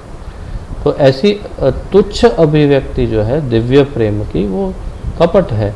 जिसमें गोपी प्रेम के प्रति यथार्थ राग है, उनके चरित्र में किसी प्राकृत दोष की गंध भी शेष नहीं रह सकती। जिनके चरित्र में पवित्रता है, यथार्थ अनुग होने का गुण है गोपी प्रेम के, उनमें कोई प्राकृत दोष की गंध नहीं रहती। तो सबसे पहली टेस्ट क्या है? यदि आप सही अनुगति कर रहे हैं कि नहीं, उसकी टेस्ट क्या है? तो उसका परीक्षण ये है मेरे निजी मत अनुसार कि आपका प्राकृत मैथुन के प्रति आकर्षण समाप्त हुआ है कि नहीं। ये एक टेस्ट है। यदि आपका प्राकृत वासना, विषय वासना, भोग के प्रति अगर आपका आकर्षण धीरे धीरे बहुत कम हो गया है, अर्थात लगभग समाप्त जैसा, या तो फिर बहुत कम हुआ है पहले की तुलना में, तो समझना चाहिए कि हम सही दिशा में आगे बढ़ रहे हैं। और यदि जैसा पूर्व में था वैसा ही शारीरिक आकर्षण और भोग का की इच्छाएं, तीव्र इच्छाएं, इंद्रिय तृप्ति की इच्छाएं अगर अभी भी विद्यमान है, तो समझना चाहिए कि हमारा कोई प्रोग्रेस नहीं हुआ है। तो हमारा कोई प्रोग्रेस नहीं हुआ। परंतु यदि अंदर से वो भोग की इच्छाएं स्वाभाविक रूप से ही चली गई है, तो हम सही दिशा में आगे बढ़ रहे हैं। कभी कभी रोग के कारण भी इच्छाएं चली जाती है, तो वो समझना चाहिए कि ये रोग के कारण है कि आध्यात्मिक उन्नति के कारण है, या फिर कभी उम्र बढ़ गई तो भी ऐसे होता है। तो ये सब समझना चाहिए। परंतु मूल रूप से जो सही साधन भक्ति में है, जो सही वैधि भक्ति में है, रागानुग भक्ति के अनुगत हैं, उनकी भोग वासनाओं की इच्छा, जो विषय वासना है, वो समाप्त हो जाती है। ये टेस्ट है। तो इसके किसी प्राकृत दोष की गंध भी उसमें शेष नहीं रहती। अतः प्रारंभ में सबको शास्त्रों और गुरु के आज्ञा अनुसार विधि भक्ति का दृढ़ता से पालन करना चाहिए। इसको आप बड़ा बोल्ड एकदम हाईलाइट करिए इसको। ये वाक्य हमारे लिए सबसे महत्वपूर्ण है, आगे बढ़ने का मार्गदर्शक वाक्य है। ये सबसे महत्वपूर्ण वाक्य। अतः प्रारंभ में, हम सब प्रारंभ में ही हैं, हम सब प्रारंभ में है, तो इसलिए हमें ये उपयुक्त है हमारे लिए ये वाक्य। अतः प्रारंभ में सबको शास्त्र और गुरु के आज्ञा अनुसार विधि भक्ति का दृढ़ता से पालन करना चाहिए। प्राकृत विकारों से मुक्ति के अनंतर ही व्रजवासियों की अनुगति की यथार्थ लालसा का उदय हो सकता है। प्राकृत विकारों से जब हम मुक्त हो जाएंगे, प्राकृत विकार में वासना है, क्रोध है, फिर द्वेष है, ये सब जितने भी विकार हैं, लोभ है, आकर्षण है सब वस्तुओं को, जो भी है, कामनाएं, तो ये सब से विकार, प्राकृत विकारों से मुक्ति के बाद ही व्रजवासियों की अनुगति के यथार्थ, उनके करने योग्य लालसा का उदय हो सकता है। श्रील रूप गोस्वामी का वाक्य है, उनका कहना है, कथन है, जब साधक यथार्थ में भवबंधन से मुक्त हो जाता है, तब वह श्री कृष्ण के किसी व्रजवासी नित्य भक्त का सदा स्मरण कर सकता है, जिससे वह भी उसी रूप में श्री कृष्ण से प्रेम कर सकता है। इस भाव के उद्भावित होने पर वह मन द्वारा सदा व्रजवास करता है। तो रूप गोस्वामी ने बहुत ही महत्वपूर्ण बात यहाँ की है।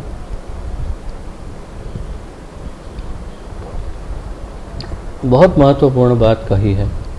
क्या कह रहे हैं कि जब यथार्थ में भव बंधन से कोई साधक मुक्त होता है, साधक भव बंधन से मुक्त हो गया, सारे ये बंधन ये सबसे मुक्त हो गया है, तब वह श्री कृष्ण के किसी ब्रजवासी नित्य भक्त का स्मरण, और वो भी सदा स्मरण करने का अधिकारी होता है।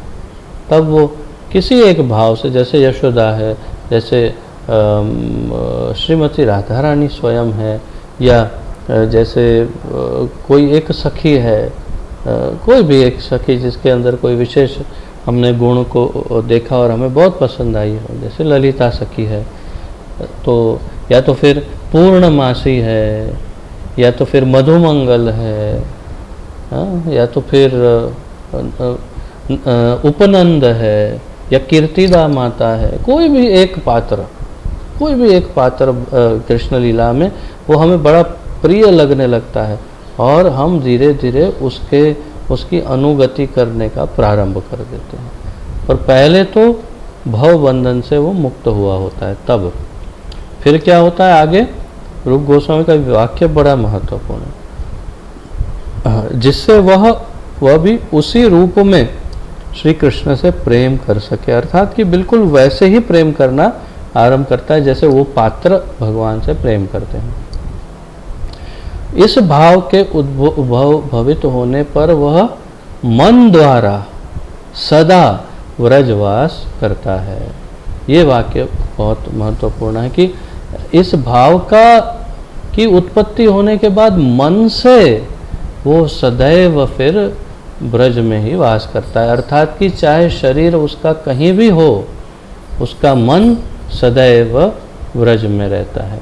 जैसे श्री चैतन्य महाप्रभु ने कहा, मोर मन वृंदावन।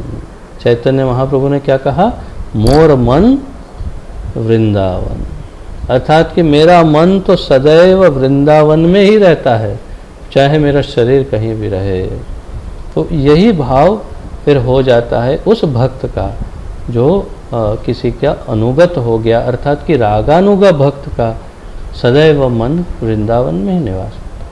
भाव यह है कि यदि संभव हो तो शरीर से ही व्रजवास करता हुआ वृंदावन में भक्तों की अनुगति में निरंतर भगवत सेवा के परायण रहे। अगर संभव हो तो वृंदावन में रहे, परंतु यदि शरीर से वृंदावन में न रह सके तो कहीं भी रहते हुए, अगर अहमदाबाद में लॉकडाउन में रहे तो अहमदाबाद में लॉकडाउन में रहते हुए भी वृंदावन में रहने का ध्यान किया जा सकता है। अर्थात कि मन से वृंदावन में सदैव रहा जा सकता है। जहाँ भी रहना हो सदा ब्रज धाम के जीवन और भगवत सेवा में किसी भक्त विशेष की अनुगति का चिंतन करना चाहिए। जो वास्तव में कृष्ण भावना में उन्नति कर चुका है और निरंतर भक्ति में तत्पर रहता है, उस भक्त को पूर्णतः सिद्ध हो जाने पर भी अपने को स्वयं को प्रकट नहीं करना चाहिए। अब ये दूसरी महत्वपूर्ण बात है कि जो सिद्ध हो गया उसको एक उपलब्धि प्राप्त हो गई। कई भक्तों को देखते हैं हम वृंदावन में जो बड़े अंग्रेजी में कहते हैं ओपन माउथ, बिग माउथ, अर्थात कि आसानी से अपनी भक्ति की बात करते हैं। ये मैंने तो कृष्ण से बात की आज, वो तो आज ऐसा कह रहा था, या तो मैंने तो आज कृष्ण को डांट दिया, आज मैंने उसको ऐसे खिला दिया। कुछ ऐसे भी हैं जो कृष्ण को भोग लगाते हैं ब्रज में और कहते हैं ले चल खा ले जल्दी जल्दी, विधिवत भोग भी नहीं लगाते। तो ये सब बड़ा भयानक और रिस्की बहुत ही भयावह आचरण है, जिसे हमें तुरंत त्याग देना चाहिए, क्योंकि हम ब्रजवासी नहीं हैं। हम अनुगत होने का प्रयास कर रहे हैं, परंतु जब तक हमारे गुरु नहीं कहेंगे हम कैसे समझ सकते हैं कि हम उस स्टेज उस स्तर तक पहुंच गए। वो तो हमारे गुरु ही हमें दर्शन करवाएंगे कि हाँ अब तुम इस सिद्ध अवस्था तक पहुंच चुके हो, तब तक हम स्वयं कैसे मान ले। तो ये सारी भयानक वस्तुओं से बड़ा दूर रहना चाहिए। और बल्कि इससे विपरीत, यदि आपको पता चल गया है कि आप सिद्ध अवस्था में पहुंच गए, तो भी इस बात को सबसे छुपाना चाहिए, या किसी बहुत विशेष व्यक्ति से आप गुप्त रूप से उसे चर्चा कर सकते हैं जो उस सिद्ध अवस्था में आपके समानांतर हो। परंतु सबको जाके ये बताएं, अरे आज तो ये हुआ, मैंने उसको ये बोल दिया,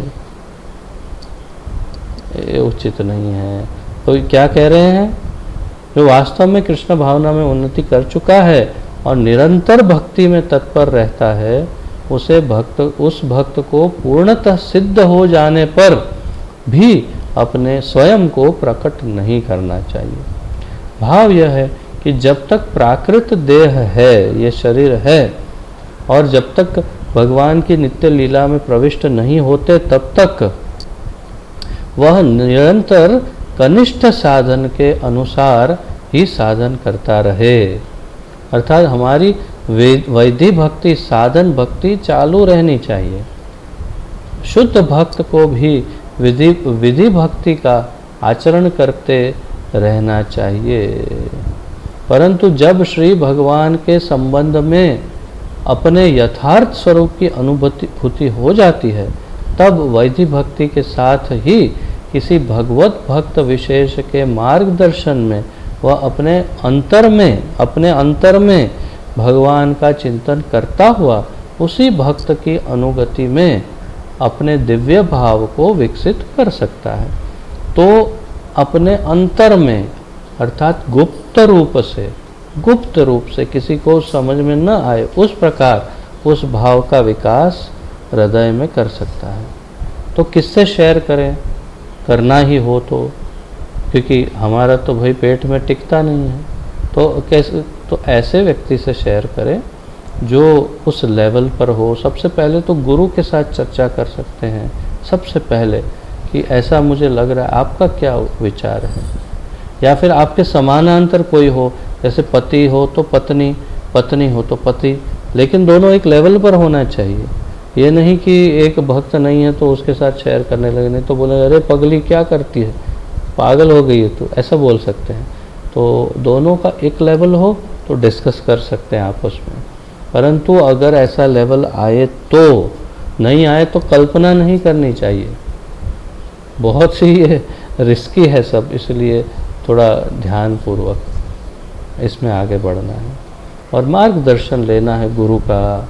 गुरु के व्यक्तिगत मार्गदर्शन, वो भी ये नहीं कि 10 जन बैठे और गुरुजी मुझे ऐसा लगता है कि कल भगवान ने आके एक मक्खन का कटोरा रख के गए थे मेरे लिए, तो गुरु भी हंसेगा, बाकी सब भी हंसेंगे। बहुत ही सोच समझ करके गुप्त रूप से इसमें आगे बढ़ना। इस संदर्भ में तथाकथित सिद्ध प्रणाली, यहाँ पर किसी किसी के पुस्तक में सिद्धि प्रणय लिखा हो सकता है, जैसे मेरी पुस्तक में सिद्धि प्रणय लिखा है, परंतु ये वास्तव में सिद्ध प्रणाली, सिद्ध प्रणाली ये शब्द है। सिद्ध प्रणाली से सावधान रहना चाहिए। सिद्ध प्रणाली मतलब प्राकृत सहजिया, अर्थात ये अपसंप्रदाय है एक प्रकार से। इस संदर्भ में तथाकथित सिद्ध प्रणाली से सावधान रहना चाहिए। सिद्ध प्रणाली के पथ का अनुगमन एक प्रकार के अप्रामाणिक लोग करते हैं, जिन्होंने भक्ति का अपना ही मार्ग कल्पित कर रखा है, स्वयं कल्पना की है भक्ति के मार्ग की। उनकी कल्पना है कि अपने स्वयं को भगवान का पार्षद समझने मात्र से उन्होंने यह पद प्राप्त कर लिया है। जैसे मैं कहता हूँ ना कि वृंदावन में एक जगह है जहाँ पर वो सबको इकट्ठा करते हैं और बोलते हैं हम आपको निकुंज में प्रवेश करवाएंगे। निकुंज मतलब जहाँ सिर्फ राधा और कृष्ण हो, कोई सखियों का भी प्रवेश ना हो, बलराम जी का प्रवेश ना हो, वहाँ पर हम आपको प्रवेश करवाएंगे। और लोग टिकट निकाल निकाल के जाते भी हैं। उनका क्या होगा वो तो हम सोच भी नहीं सकते। बड़ा दुख होता है, वृंदावन में आके भटक जाते हैं। तो उन्हें यह पद प्राप्त कर लिया। यह बाहरी आचरण विधि विधान के बिल्कुल प्रतिकूल है। इस सिद्ध प्रणाली नामक पद्धति का आचरण प्राकृत सहजिया नामक तथाकथित वैष्णवों का कपट संप्रदाय करता है। तो प्राकृत सहजिया, अपसंप्रदाय, कपट संप्रदाय, सिद्ध प्रणाली से हमें दूर रहना है। श्रील रूप गोस्वामी के अनुसार ऐसी क्रियाएं आदर्श भक्ति के मार्ग में उत्पत्तिकारी हो सकती है।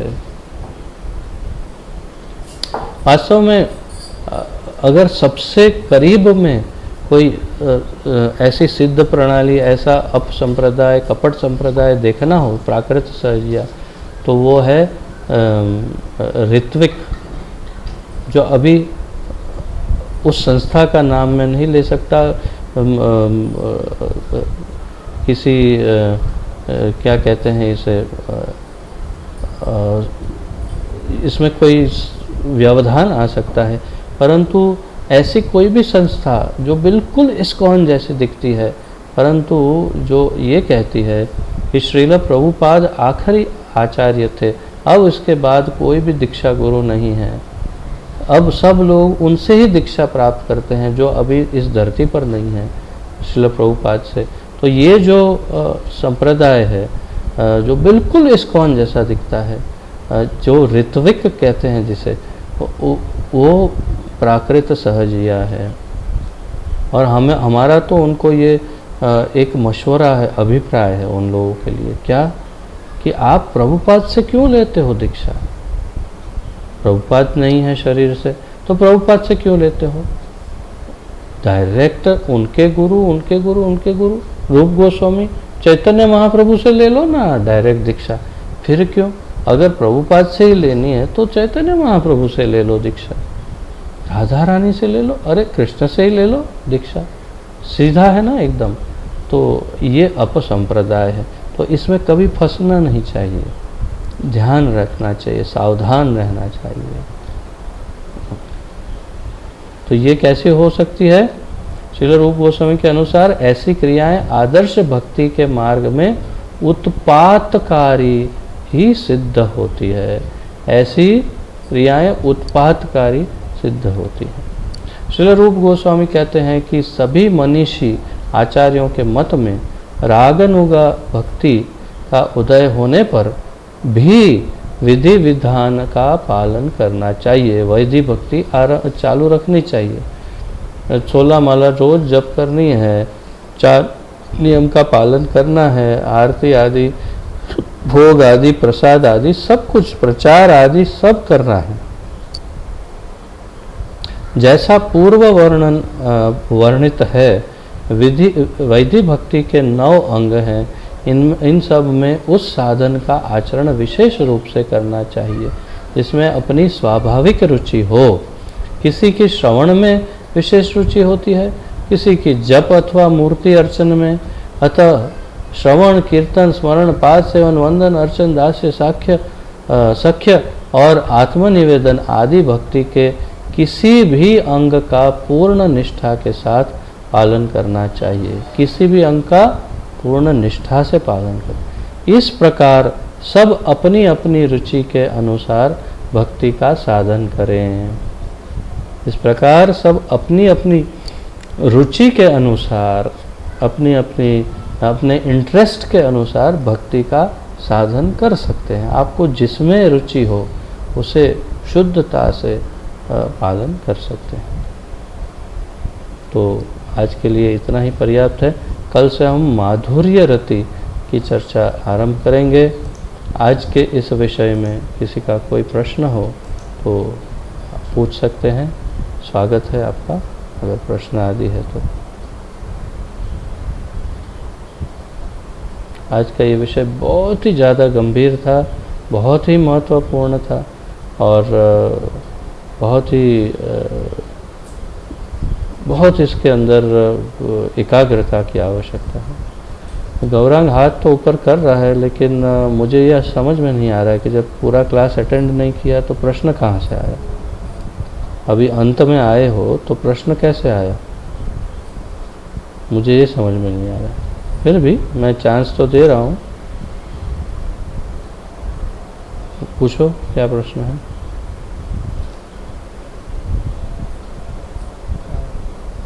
हरे कृष्ण। जैसे कि प्रभु जी आपने कहा कि अभी अंत में आया हूँ, तो शायद ऐसा हो सकता है कि शायद उसका पहले क्लियर हो गया हो। कैसे क्लियर हो गया? मतलब मैंने नहीं सुना हो तो बाद में सुन लो। हाँ वही तो, फिर भी पूछो तो समझ में आएगा कि इसका उत्तर दिया जा सकता है या दे चुका हूँ मैं। थैंक यू प्रभु जी। प्रभु जी, जैसे कि विवाह संस्कार जो होता है वो इंद्रिय तृप्ति के लिए नहीं होता है, और जैसे कि आपने बताया कि लास्ट तक, अंत तक काम वासना तो रहती ही है जब तक जीव पूर्णतया शुद्ध ना हो जाए तब तक। और भगवत गीता के 18वें अध्याय के 5वें श्लोक में यह बताया है, उसके परपट में, कि विवाह यज्ञ जो है वो मानव के मन को संयमित करने के लिए होता है, जिससे वो आध्यात्मिक प्रगति के लिए शांत हो सकता है। मैं आपको यहीं रोकूंगा, मैं आपको यहीं रोक लूँगा, क्योंकि वास्तव में आपका प्रश्न बिल्कुल ही आउट ऑफ कॉन्टेक्स्ट जा रहा है। बिल्कुल ही इस विषय के कोई किसी भी प्रकार से संबंधित नहीं है प्रश्न आपका। आपका जो प्रश्न है वो संपूर्ण रूप से आउट ऑफ कॉन्टेक्स्ट है, क्योंकि आपने पूरा क्लास अटेंड नहीं किया, इसलिए आप अधूरा समझ के अधूरे से कहीं से इसको उड़ाकर किसी और जगह ले जा रहे हैं। आप ये पूरा क्लास जब सुनेंगे तो आप समझ जाएंगे कि इसमें कहीं भी लौकिक बात तो है ही नहीं। अब हम उन लौकिक चर्चाओं से परे हैं। भगवत गीता के उन सब इंस्ट्रक्शन से परे बात कर रहे हैं। हम रागानुग भक्ति की बात कर रहे हैं, जिसमें ये सब बातों की चर्चा का कोई प्रावधान ही नहीं, कोई उसका कोई चांस ही नहीं है, क्योंकि ये सब हो गया। इंद्रिय तृप्ति हो गई, सब कुछ समाप्त हो गया। वो होने के ऊपर जब आप साधन करते करते जब रागानुगा भक्ति में स्थित होते हैं, उस अवस्था की हम यहाँ चर्चा कर रहे हैं। इसलिए ये चर्चा का कोई इसमें कारण, कोई क्या कहते हैं, चांस इसमें मुझे नहीं नज़र आ रहा है कि ये सब चीज़ों की चर्चा अब क्यों करें जब हम रागानुगा की चर्चा कर रहे हैं। जब वो विषय की चर्चा कर देंगे तब वो बात छेड़ सकते हो आप। किसी और का कोई प्रश्न आदि है?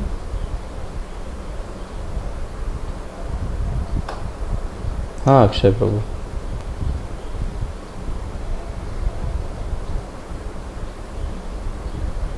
आपकी आवाज़ नहीं आ रही, जोर से बोलिए एकदम।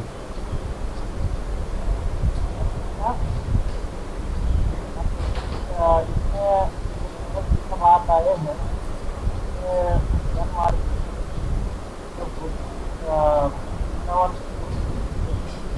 पहले ये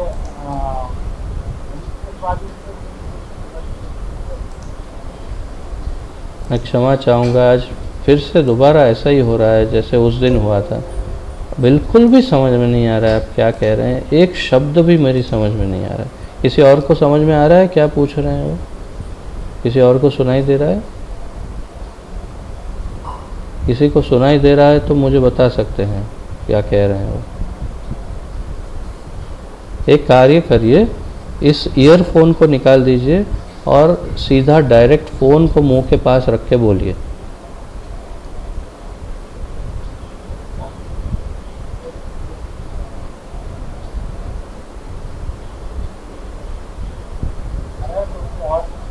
हाँ बोलिए, जोर से बोलिए।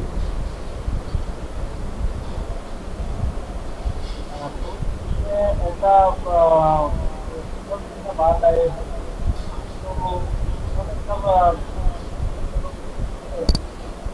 तो ज्ञान मार्ग और भगवान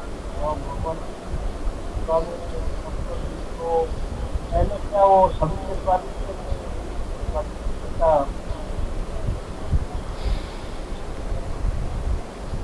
क्षमा कीजिए प्रभु, मुझे बिल्कुल भी कुछ भी समझ में नहीं आ रहा है। केवल कुछ कुछ शब्द, ज्ञान मार्ग, ये वो ऐसे 2-4 शब्द ही सुन पा रहा हूँ मैं क्षमा चाहूँगा। तो आप टाइप करके फिर व्हाट्सएप में मुझे भेजिएगा प्रश्न, फिर उसका उत्तर मैं कल के क्लास में फिर दे दूँगा, ताकि सबको इसका लाभ मिले इस प्रश्न के उत्तर का। ठीक है? और किसी का कुछ है प्रश्न आदि?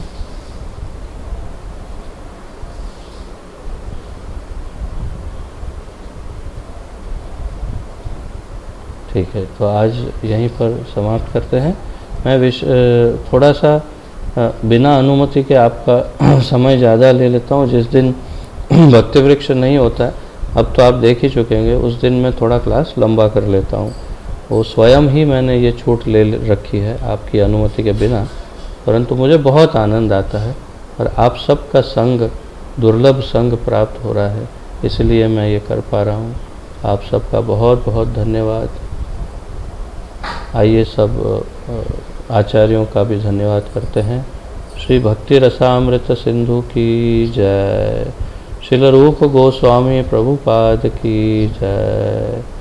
पतित पावन अभय चरणारविंद श्रील भक्तिवेदांत स्वामी प्रभुपाद की जय। गुरु महाराज की जय। अब सब भक्तों की जय हो। निताय गौर प्रेमानंदे। हरि हरि बोल। हरे कृष्ण। अब सबको कोटि कोटि दंडवत प्रणाम।